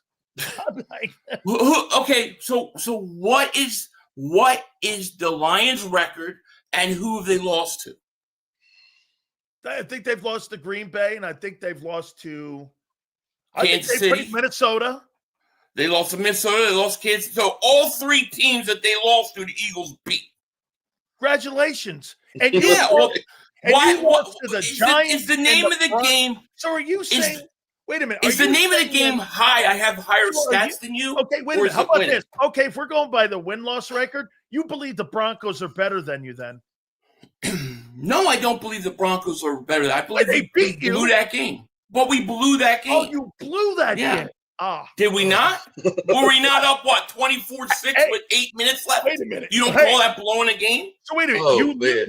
Mark, you can't talk here. We're talking about things like winning. I knew my team was going to be ass. One win a month. I'm talking about winning too. Hey, Mark, I'm talking about winning too. You're going, oh, well, here's the offense. They rank higher. Here's the defense. They rank higher. So I used your metric. I used the team that beat you, the Broncos. You said, no, we're not. They're not better than us. Well, wait, I used winning. They're 8-2 also, and they got a better record than you. Okay, so Denver, I don't believe they're better than us. But did they beat us? Yeah, they did. They did. That's your metric. Okay, so put the Broncos winning matters above us in your rankings. Wait a minute. How are you going to put Detroit better? I did it. Wait a minute here. I'm using winning what you just said. I just used winning. They got a better record than you and beat you. I don't know how you don't look at – if we're going to go by the winning, like you say, the Broncos are better than you then. No? Okay, so then we're talking about winning any week, right? You can't put it in context, right? The context being the Eagles beat on the other side too, everybody they play. Well, okay, that's fine. It's fine. It works the other side. All right, I'll give it to you. The Denver Broncos are better. There you go. You like that now? No, I don't. Love all right, that. let's go. Detroit's better. No, I don't believe that because every week I hear this. Every week I hear this. Hey, Mark. Oh, the Eagles are going to lose to Kansas. They're going to lose to the Tampa Bay. They're going to lose to the Rams. It don't happen. I don't believe the Broncos are better than them, but that fucked up metric about, like you said, he's right. Week to week, it matters. Wow. Hey, let me ask you this. I don't either. Who do you think is playing better ball right now? The Rams? And this is going to go to the Bronco conversation we just had. Who's playing better football? The Rams or the Eagles right now? Right now, the Rams look but a the hell of a Rams lot are better. beaten by Philly. According to him, the Bronco win doesn't matter, but hey, we beat them. But we do realize this is a week-to-week league, right? We do realize that, we had Green Bay that at this time 2 years ago was 3-6, and they made the playoffs and came in and kicked our teeth in. It's not how you start. It's really how you finish. And sometimes you play a team. Hey, sometimes you play a team that's not doing well early on that get their stride. I mean, we've seen you guys starting out, 9-1, and you went, woo, downhill. That's all. Okay, that's true. That's fine. But what have the Eagles done to show you that they're going to lose when they just beat Green Bay in Green Bay on Monday Night Football? That doesn't count for anything? It does. Great resume. When you look at the Eagles and you look at the points whole and your wide context. receiver is literally telling fantasy football people, it's a take win. me off your roster because wait a second. Your team averages 1 win a month. We're in November and you have we know my team sucks. Nobody said that we are the best team in football. I haven't come there and said we're going to be Super Bowl champions. I've accepted that my team is ass. Your team guys can't win shit. How great you are. Talking about you're a dynasty. You're talking about next year. You're dying nasty right this now. Happens, okay, that's the your closest team has thing to a dynasty that you are. You're dying nasty. 3, Batman. 3 wins. Oh you have no reason to talk. Oh, No reason to talk. You got a 3-win team. You got a quarterback that's the most overrated quarterback in the league. And you're talking shit. The Eagles beat Green Bay, and he's complaining about 10 wins. He's complaining about 10 points. Get the friggin' out of here, man. You got 3 wins. You average 1 win. We're in November, and you have 3 wins. And you're worried. You think you're going to make the playoffs? No, I don't. What logic? I don't. You do. You keep saying you don't. But then you do videos talking about getting there. Thank you, the Eagles. We needed them to beat Green Bay. The Eagles beat Green Bay and scored 10 points, but they won. Yes. Winning matters. That's my issue. You guys act like stats are the only thing that help matters. Us out this week and lose to the Lions. How about that? You're gonna beat you're gonna lose your Raiders. You're probably losing your Raiders. Philly, take it down a notch. I've heard your this shit going through all the roof. year. Look, you're turning red. All year. All year I hear this shit. You're gonna lose to Kansas City. You're gonna lose to this team. You're gonna lose to that team. Ain't losing shit. We're gonna beat Detroit like we beat everybody else. What's okay? 3 wins. I don't think 3 wins means anything. 1 win a month, Sills. 1 win a month. Hey, wait. Who the hell wins 1 win a month? Okay. All right. And then they want to go make big trades. For what? So you can win 6 games all year? Good luck. Wait. Okay. Wait a minute here. It may not have started. Hey, you wound his ass up today. Hey, I know. I did. I got it. Hang on here, Philly. Hang on here, man. Hang on here, man. You're fired up at the Cowboys right now, bro. I don't see this shit going on when you talk about Dallas losing Seattle. Where is it? I don't hear it. But I have to come try to talk common sense here. Hey, this is craziness. All right, last question for you. Mark, you get to 4-5-1 on the season here? Yeah, I think actually we do. Oh, wow. I think we do. And then we played the Eagles after they have a tough game on Sunday night. Yeah. Against the Lions. And I'll be real with you. I'm going to be real with you. In the same way that – no, seriously. For real, I know my season's not going to end the way I want it to. But I'm circling that if the Cowboys can just win that game, that will be as meaningful as the 1-15 victory against the Commanders. Because at least it'll have me – agitate the hell. I just want you to come in here and just be pissed off. That's our Super Bowl for this year. That's great. That's great. If we beat Detroit, could care less. I'd rather beat Detroit than beat Dallas. Detroit's a bigger game. Yeah. This week, I would rather beat Detroit than Dallas. How about lose both of them? Dallas is 4.5 games back. 4.5 games back. They average 1 win a month.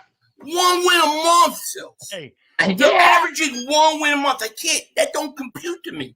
I don't know what it is like to be losers like that. Hey, I don't understand it. What's the score on Sunday? Oh, look, another loss. What do you got on Sunday, dude? Philly, what do you got on Sunday? Yeah.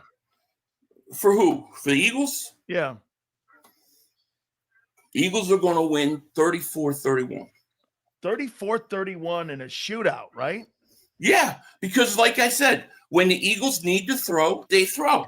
When they have to do it and force it, they show that they can do it every time. And it's going to happen again. This will be the first 30-point game they've had because that one game. Oh, wait. No, wait. They scored 30 against the Giants. And they got 30 in the Ram game, I think, because they got that kick six.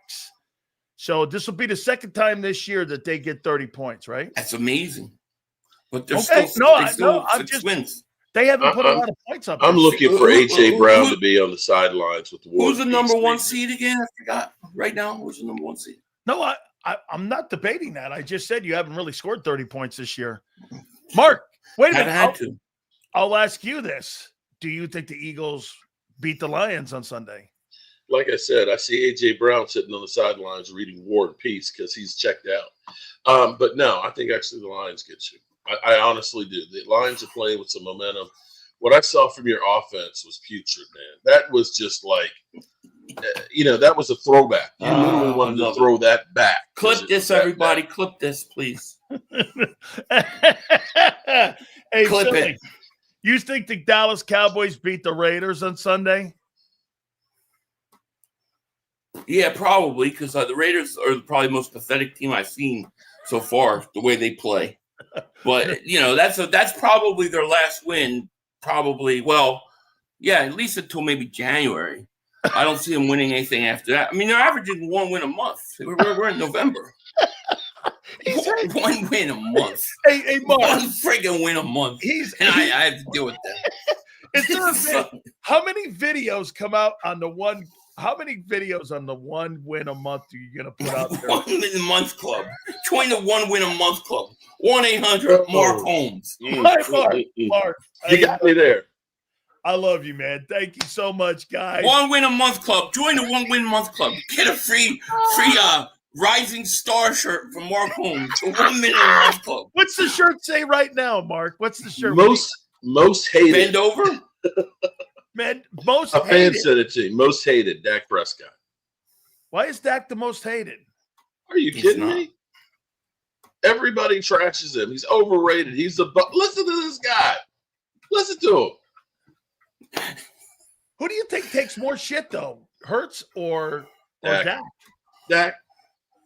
Hurts takes a lot of shit, dude. How can Dak take more shit? Dak does not take a lot of shit. He does.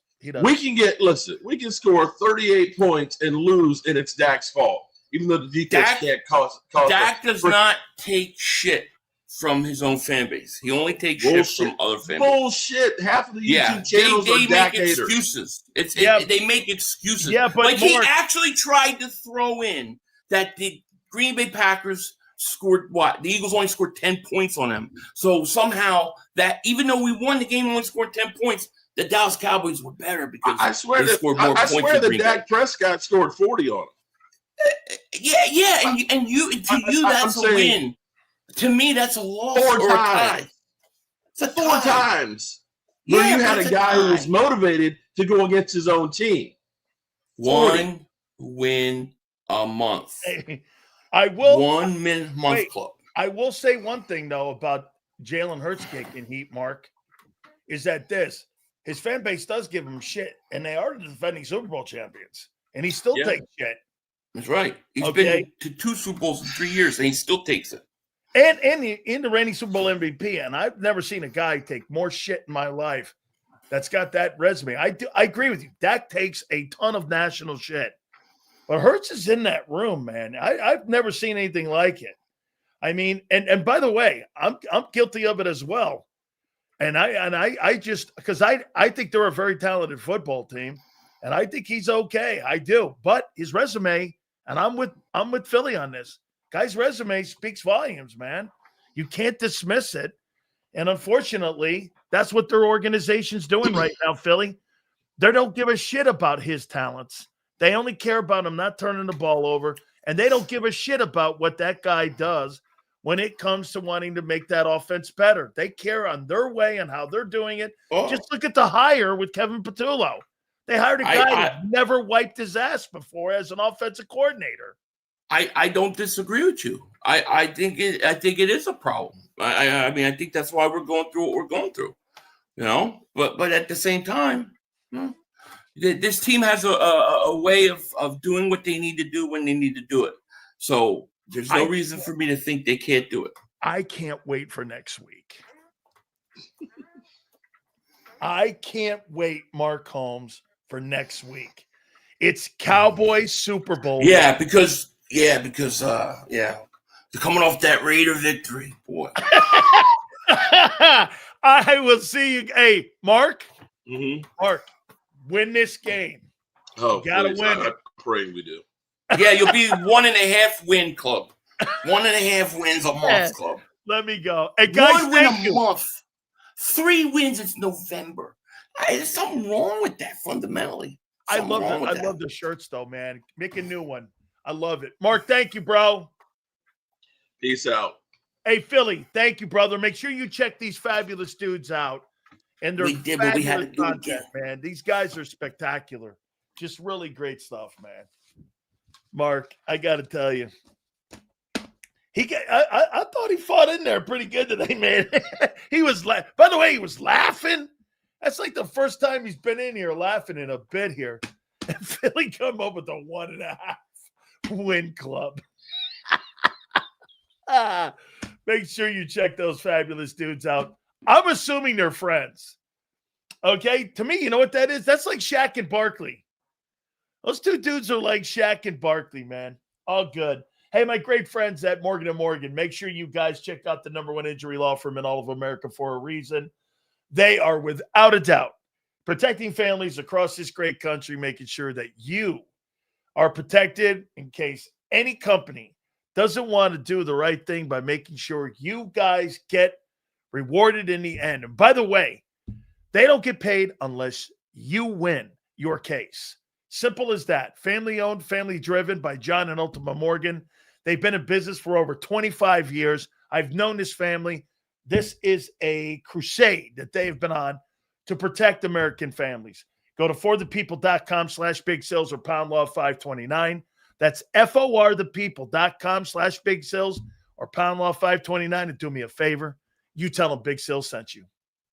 This is Eric. When he got injured in a car accident, he called Morgan & Morgan. He not only gets a lawyer, he gets trial lawyers like Sam and Jessica who are in it to win it. He gets his own investigators with briefcases, leather ones. And if you ever have questions, our customer service folks keep things rolling. Injured? We're your army. Morgan & Morgan, America's largest injury law firm. Ignite your nights with free live entertainment daily, only at Live Casino and Hotel Philadelphia's Center Bar. 7 days a week, enjoy some of the region's top party bands, performers, and DJs as they take the stage in the heart of the casino action. Great cocktails, live music, and lively moments. It's all happening at Center Bar at Live Casino and Hotel Philadelphia. Visit livecasinophilly.com for more details and the complete list of upcoming events. Must be 21 or older. Gambling problem? Call 1-800-GAMBLER. This is Eric. When he got injured in a car accident, he called Morgan & Morgan. He not only gets a lawyer, he gets trial lawyers like Sam and Jessica who are in it to win it. He gets his own investigators with briefcases, leather ones. And if you ever have questions, our customer service folks keep things rolling.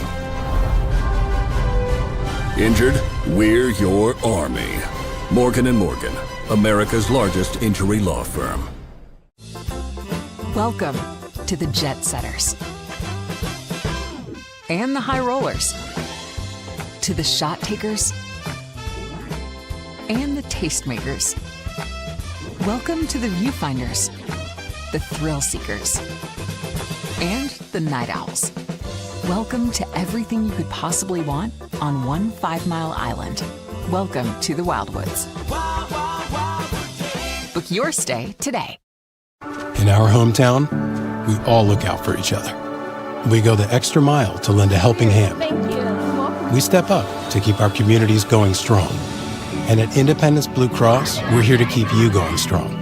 We've been deeply rooted in our communities for more than 85 years. And that connection to members has earned us our spot as the #1 health insurer in the region. So while you look out for your neighbors, know IBX is always looking out for you.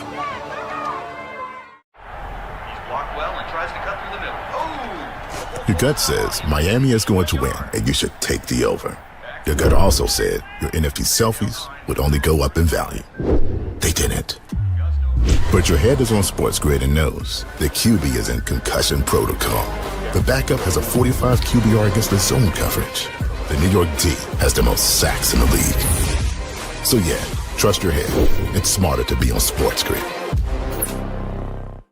EAGLES. Eagles.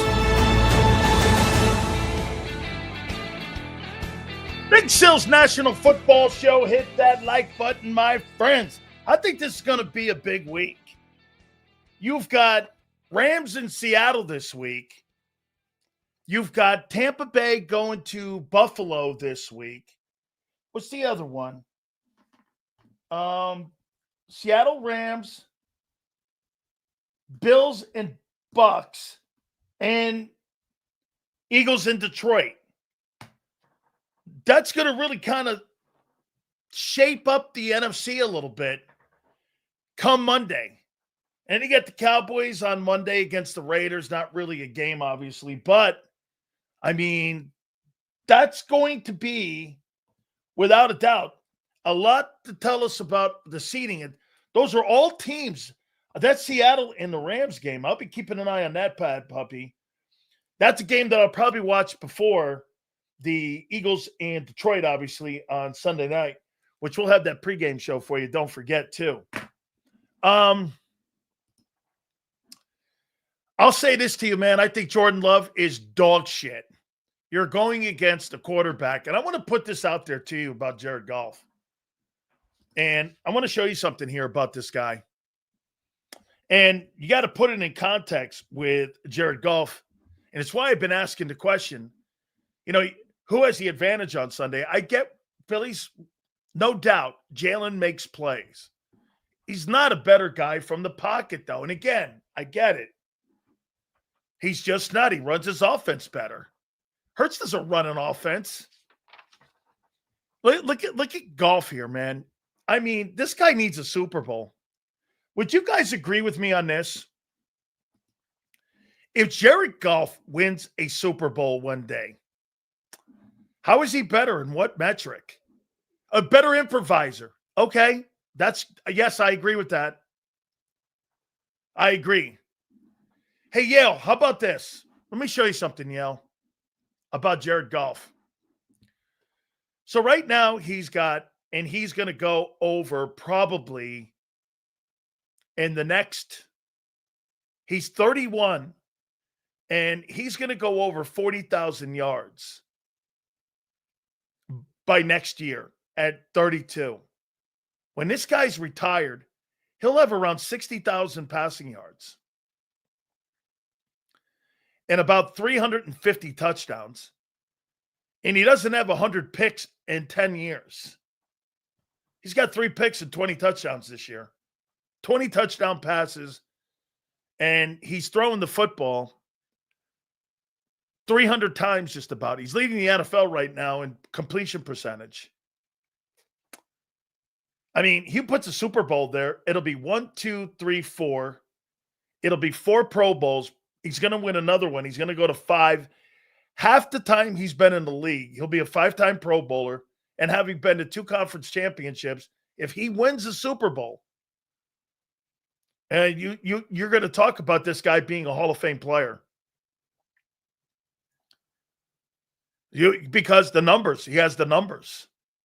He'll be near 60,000 yards when he's done passing.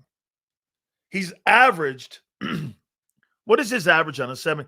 Here's his numbers on a 7-game average, 17-game average. 4,500 yards, 11 wins a year. Okay? And 30 touchdowns. All the things you wanted Hurts to do, 30 touchdowns and 4,000 yards, Goff does. And he's done it in Detroit. His record in Detroit is 45-28. I know Matthew Stafford had an under 500 record. By the way, I think that now record has changed for Matthew Stafford. Stafford might actually get into the Pro Football Hall of Fame now, because if Eli Manning is going to get into the Pro Football Hall of Fame with 117 and 117 record, Matthew Stafford's going to get in. Stafford's a better quarterback than Eli Manning. He's 115 and 115 right now because of all those shitty years up in Detroit. He's going to go to the Hall of Fame. He's got 6,200 passing yards, 62,000 passing yards, excuse me. He's only the 5th man with 400 touchdowns. He's going to Hall of Fame. Stafford's going to the Pro Football Hall of Fame. There's no question about it. The yards. Now, if he could keep that number, that win-loss record above 500, and his record with the Rams, he's 41-25, almost the same kind of record that Goff had. He was 74-90 in Detroit. Detroit was a shit show there for sure. Okay? Totally was, man. Dan, if you ever get to interview Sirianni, do you imagine it being cordial or like a battle? No, it would be totally cordial. Why would I don't treat my guests like that. That's not how people want to come back to having an interview with me. It's called wording your questions correctly. I'm not looking to debate Nick. I'm looking to ask Nick questions. Who makes the calls on a given game? How much do you override Kevin Patullo? Here would be my questions to Nick. How much do you override Kevin Patullo? Is the philosophy really to have these zone runs and build off the zone runs? Why is it so difficult to get AJ involved in the game plan? It's malpractice. And does Jalen Hurts go along with this? Be very simple questions. No one asked those questions. Does Jalen Hurts go along with the philosophy? Has anyone ever asked that? Have they? By the way, be prepared to lose Clint Hurt. Now, he may come back when Vic calls it and be your coordinator, but be prepared for him to leave and to get a defensive coordinating job. It wouldn't shock me if it's Carolina. Or it wouldn't shock me if it's going to be in New England. Depending on what happens this year, Clint Hurt's going to get a job somewhere. I know Mike Vrabel loves him, and I know that Dan Morgan at Carolina loves him. Okay, so I'm hearing that. And also there was another place. It depends what happens with Chris Shula in Los Angeles. I know Sean knows Clint very well. I don't think he would take that Raider job. Now, remember, you can't make lateral moves unless you're not under contract any longer. So you can't go from one coordinating job to another if you're currently under contract and they have you with years. That's a great coaching staff. I think Bobby King, it would not shock me if Bobby King became a coordinator, depending on what that coordinator at the Los Angeles Chargers and what he does, because he's going to be up for a job too around the NFL. His name is being thrown around for potentially being the New York Giants head coach. So maybe Clint Hurt would go to Los Angeles and he would be the defensive coordinator if Chris Shula, and also with the Chargers. So his name is being thrown around as a potential, a defensive coordinator getting elevated back like he was a defensive coordinator up in Seattle. So, and I also could, I don't think Belichick, I think Belichick would bring his son Steven from Carolina with him up to the Giants if he gets that job. So, Big Sills, I love the show with all the AJ crap. How much do you think Lori's involved? Because Nick doesn't say nothing to the media. Probably conversations.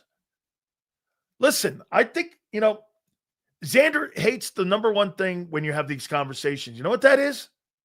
They're 7-2. Unfortunately, that is what's going to stop all of that. Unfortunately, what's going to happen is until they start losing, nothing's going to change. Why would it? That's insanity to change it. They say if the clock's not broke, don't fix it. Well, that's what you're in right now. This clock that you don't like to see and that doesn't always keep time, but it works. You're a clock that doesn't keep time, but it works. That's what you are on offense. Unfortunately, hey, by the way, there weren't changes made in 23 until you had the collapse. It's going to take shit like that. Kevin Patullo being back? Why wouldn't he be back? He's 7-2 as a coordinator. Kellen Moore got a fucking job doing dick last year as a coordinator for the Eagles. Hey, turn and run. Thanks, Saquon. He got a head coaching job in the NFL doing nothing.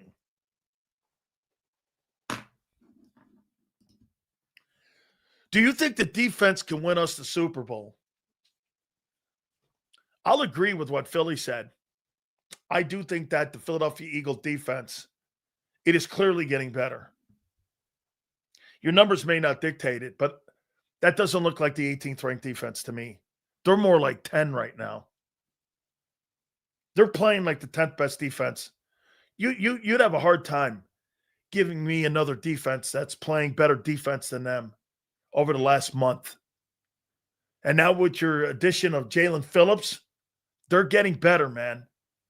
I told you, even Keely. Now look, Jordan Love is ass, but a lot of that was also dictated on what you guys did to him. I'm out on that guy in Green Bay. They are never winning with that guy. I think two of my guys that I said would make all-pro were, I thought I said Quinion and Cooper would make all-pro this year.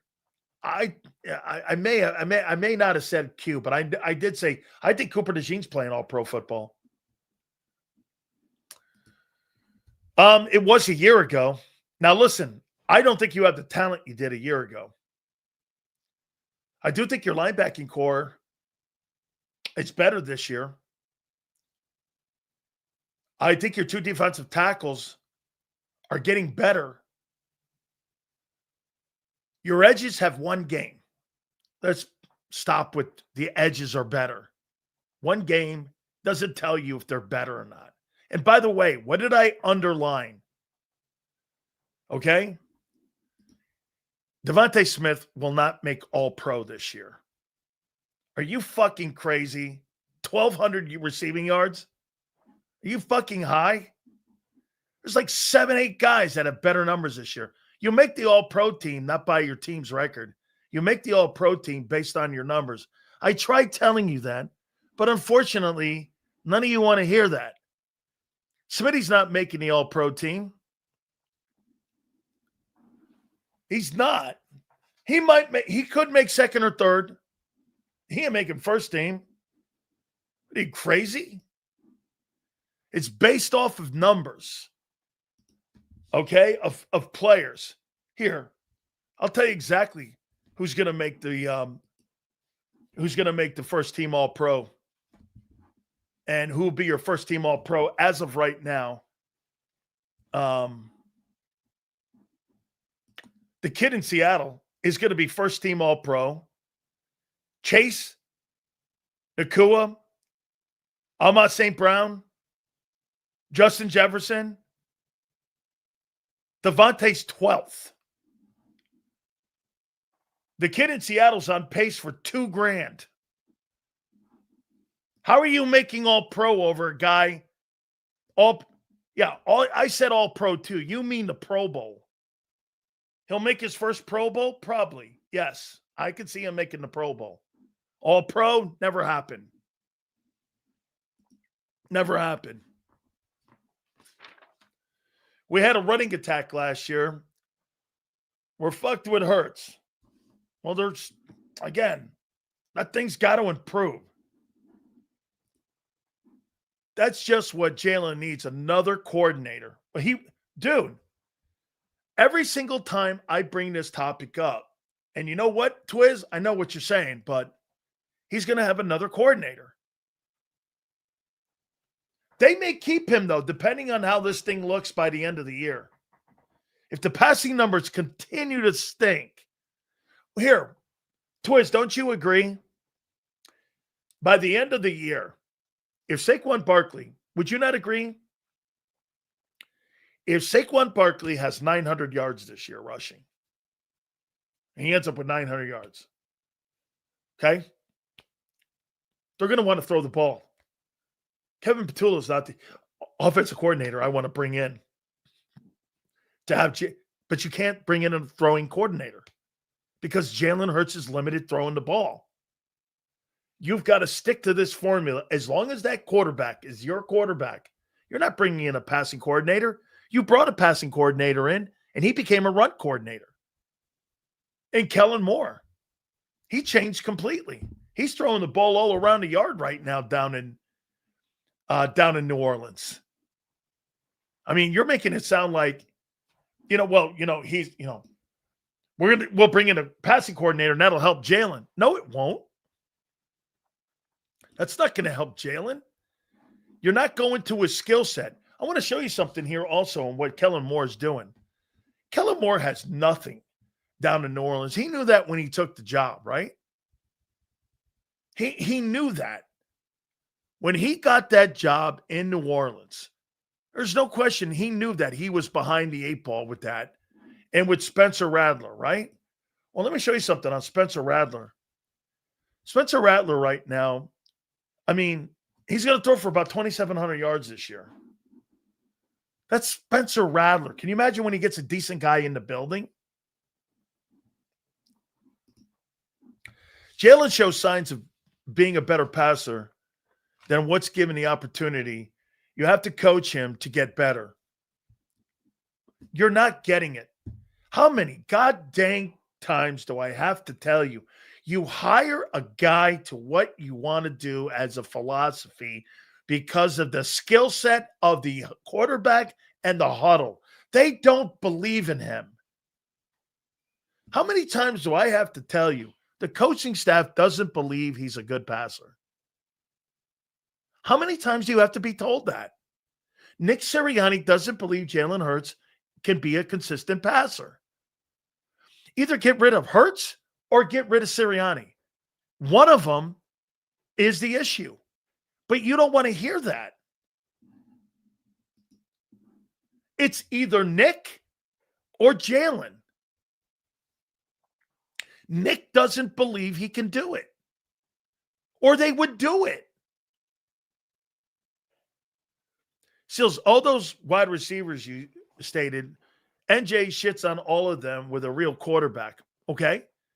A.J. Brown is a Hall of Fame talent, and it's pissing me off. We are wasting him away here. Okay? Yes, all of that is true. Khalid, no doubt. You're dead on. That's how he feels. But, okay, Jalen Hurts is not dumb. Dumb is like, who was that quarterback in Chicago they had a couple years ago? Jay Cutler? That's dumb. Jay Cutler's dumb. Hurts is not. One thing I would never put dumb with Jalen Hurts. That is not anywhere near that. I think sometimes Josh Allen looks dumb in games and forces it too much. But dumb would not be something I would tag Jalen with. Absolutely not.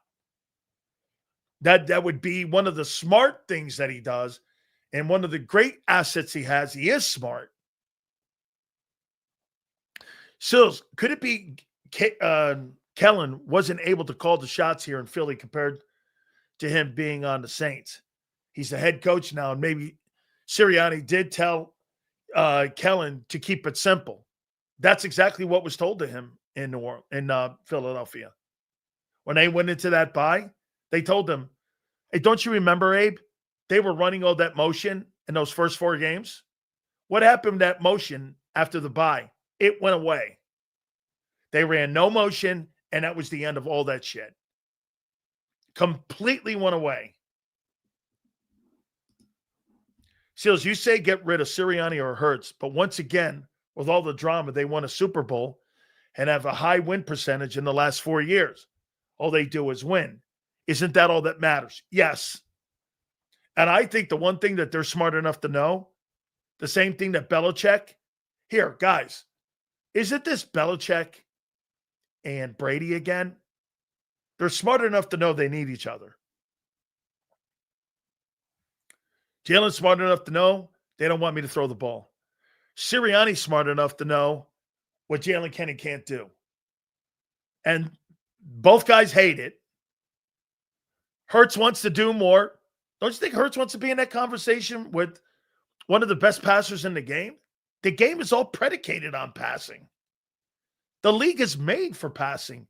Players are paid on passing, not paid on Super Bowls. Look at the top 10 highest paid guys in the league. Not paid on winning games. They're paid on throwing the ball in the air. Okay? So these two guys they need each other. But if you want it to change, you got to get rid of one or the other.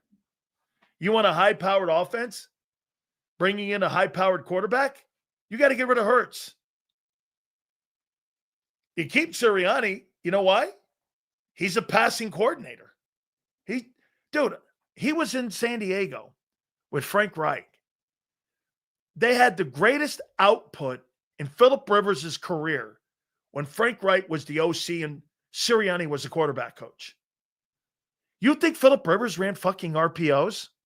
Like where? Do you think there was any coincidence that they had Phillip Rivers in Indianapolis together? The both of them? No. They didn't have RPO guys there. Shit, with a passing quarterback, Sirianni might actually be a pretty decent play caller. But you'll never know that. Everything right now is predicated, and Devontae Smith completely now has made it so we are a run football team. Jalen's problem is consistency, not his ability to throw. Aren't they both synonymous with one another? If you're not consistent in the passing game, why would you throw?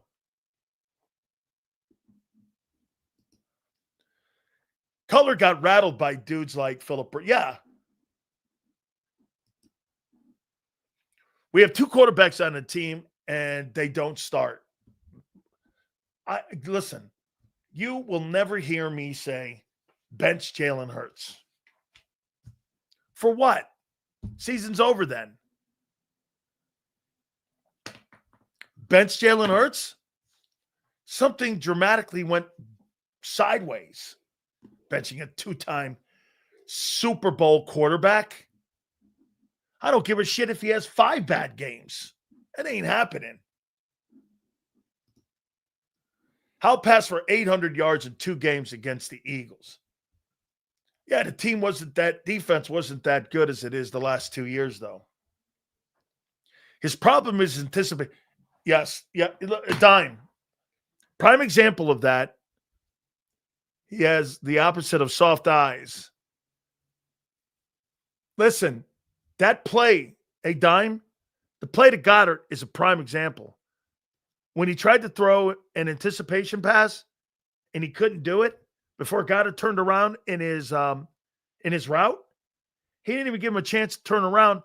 I think he struggles with the short intermediate passing game. That's why they don't have one. So what they do is they throw those 5-yard hitches. Boom. That's what really, it's the equivalent of a screen. Look at his throw chart. Have you seen it?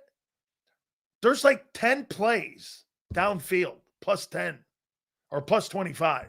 The rest of them are 5, 7, 8-yard passes. That is like, those are like screenplays. Boom. And they're such low turnover plays. Boom, boom, boom, boom. Never there. Boom, boom. Becomes so predictable. Okay? Yep, Goddard was also flapping his arms on first down. That was completed early in the third quarter. Could have 20-plus more yards. Yeah, listen, I think Goddard is the most underused player on that football team. Hey, let me see something here on the Eagles. I want to show you something here that I think has probably been a trend all the way under the Nick Sirianni.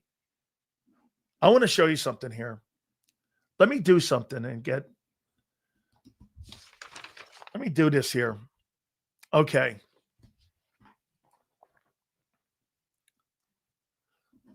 Okay, hang with me.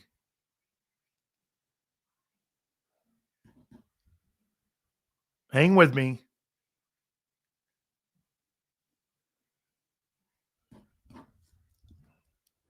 Okay. How many games you guys played? 9? What's your record? 7-2, 9.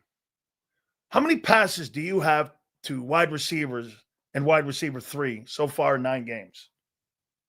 Anybody know?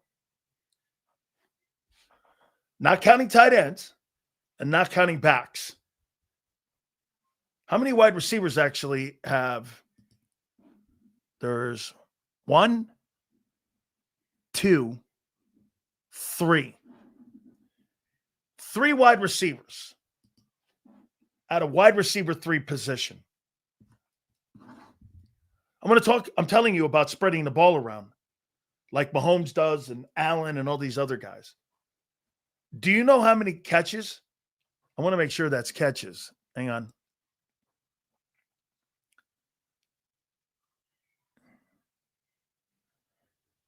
Yeah.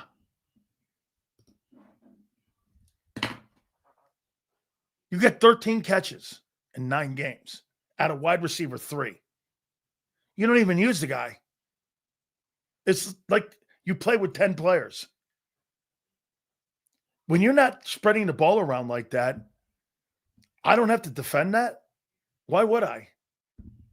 That's why it's a surprise when you have Jahan Dotson catching anything. You got 13 receptions in 9 ball games at a wide receiver 3. It's because the quarterback doesn't go there. He doesn't throw the football. He barely throws it to the tight end. He doesn't spread the ball around. He throws it to the Y to the Z. Y to the Z. I'll tell you who's becoming more involved in the passing game has been Saquon this year, trying to get him open and out in space. There's only 13 catches. You don't use – it's like you line up with 10 guys.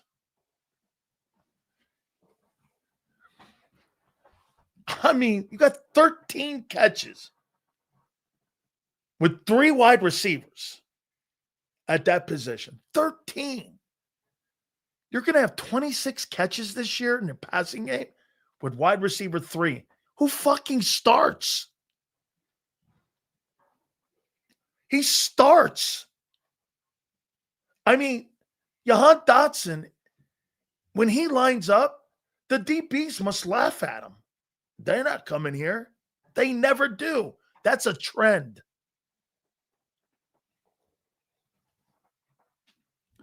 That's a trend. Spread it around. Here, let me see something here. I'm going to put it in context for you. Now, this might not be fair, but I'm going to use the best guy that I possibly can because Jalen Hurts is a Super Bowl winning guy. Okay. So here is what they get at a wide receiver. I'm going to double check here. Okay. Kansas City. I'm going to show you something on spreading the ball around. Okay.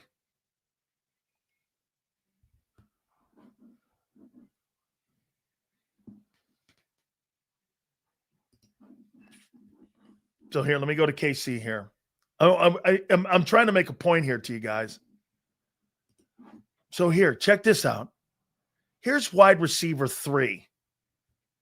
Okay. 9.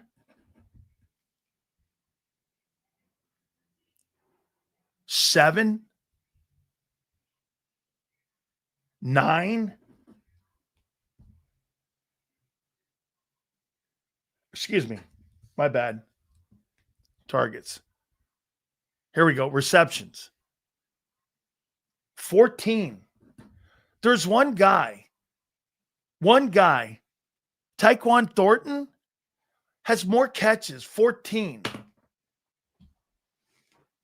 than you have your entire year so far, wide receiver 3.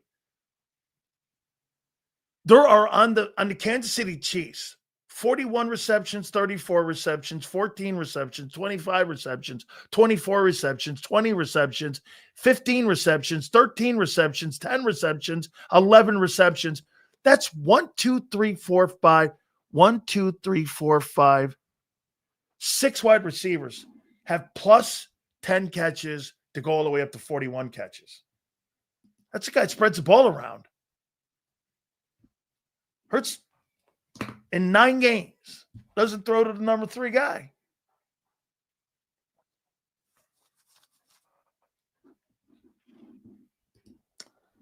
That's about as much context as I could tell you. You become predictable. If I know you're not going to wide receiver 3 and you're throwing these 5-yard passes, that's why the offense is lame. Sills, Tanner McKee last year against the Giants, he was spreading the ball like crazy. It's not our system, it's Hurts. I actually do too. I think the kid's got some pretty good. I actually starting to like him a little bit more than Hollywood Brown.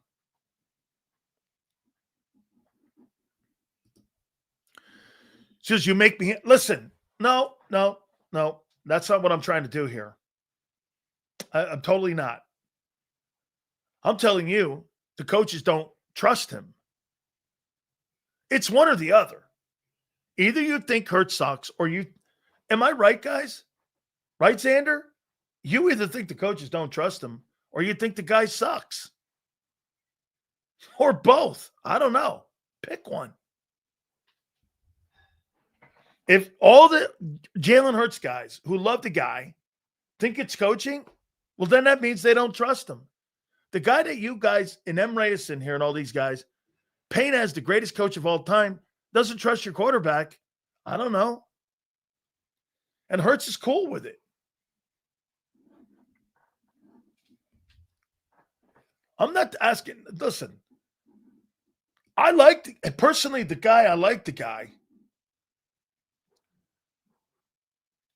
Says, how was Burrow back at practice and Purdy still eating a banana on the sidelines? I don't know what the injury to Purdy was this year, man, but he's been out the entire year. And I guess they opened up that 21-day window for Burrow 2 days ago.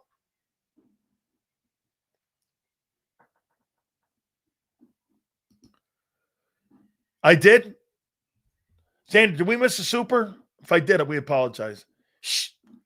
Dan, he was just learning how to set protections. He's not limited. He's underdeveloped. Great take. Jay, great take. Great take. He's underdeveloped. Get this, though, Jay. It's a great take. So let me ask you this. So, Jay, he's underdeveloped, so you hire an underdeveloped offensive coordinator. Make that make sense. Okay, yeah. He's underdeveloped as a passer, so you hire an underdeveloped coordinator.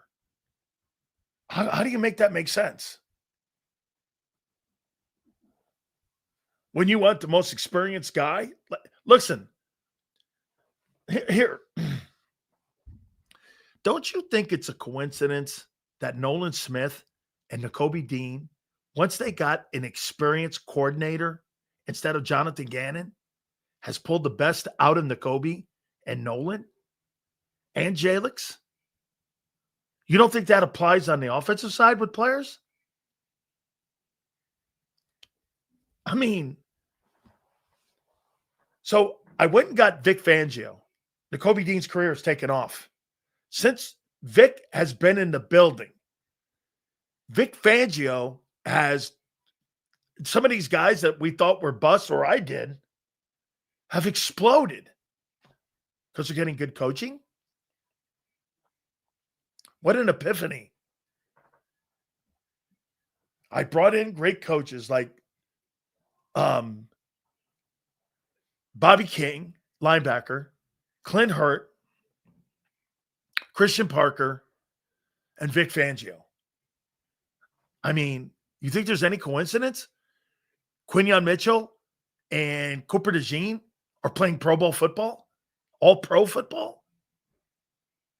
And A.J. Brown and all the rest of these guys, A.J. Brown's not playing Pro Bowl ball. Devontae maybe. Barkley's not. Hurts is not. I don't believe that at all. I don't. Dean hasn't had the chance to show he was good or not from his injuries.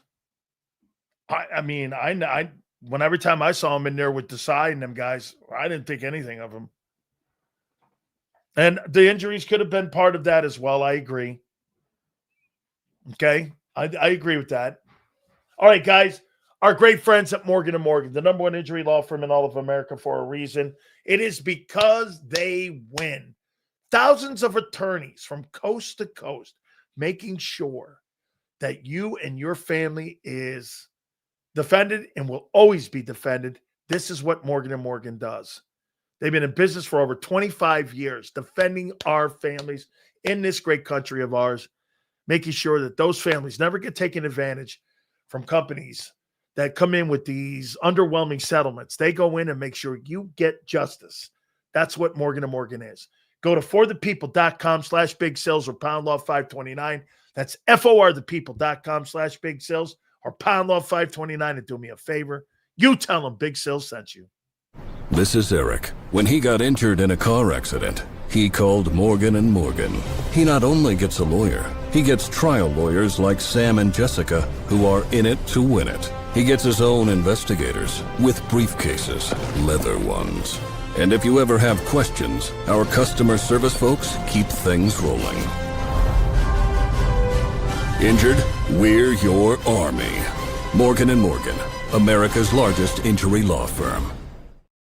Ignite your nights with free live entertainment daily, only at Live Casino and Hotel Philadelphia's Center Bar. 7 days a week, enjoy some of the region's top party bands, performers, and DJs as they take the stage in the heart of the casino action.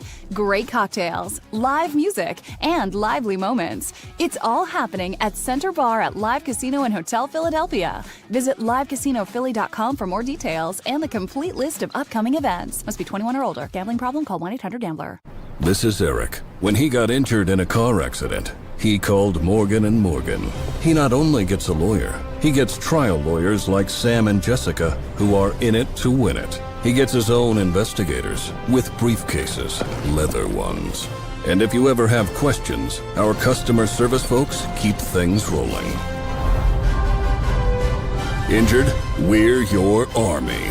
Morgan & Morgan, America's largest injury law firm. Welcome to the Jet Setters and the High Rollers, to the Shot Takers and the Tastemakers. Welcome to the Viewfinders, the Thrill Seekers, and the Night Owls. Welcome to everything you could possibly want on one 5-mile island. Welcome to the Wildwoods. Book your stay today. In our hometown, we all look out for each other. We go the extra mile to lend a helping hand. We step up to keep our communities going strong. And at Independence Blue Cross, we're here to keep you going strong. We've been deeply rooted in our communities for more than 85 years. And that connection to members has earned us our spot as the #1 health insurer in the region. So while you look out for your neighbors, know IBX is always looking out for you.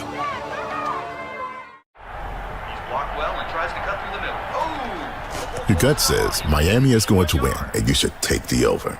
Your gut also said your NFT selfies would only go up in value. They didn't. But your head is on Sports Grid and knows the QB is in concussion protocol. The backup has a 45 QBR against the zone coverage. The New York D has the most sacks in the league. So yeah, trust your head. It's smarter to be on Sports Grid. EAGLES. Eagles.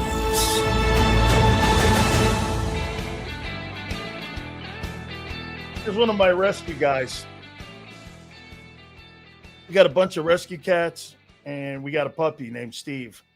You guys hear Steve. There you go. Been breaking my stones at my door here. Anyway, I appreciate all of you. Thank you very much there. Thank you. That's Vinny Vincenzo, by the way, in case you're asking. So that's Vinny Vincenzo there. Yeah. All right. Big Z. Joe, thank you very much. 2 to 6 tomorrow. We shall see you on the flip side.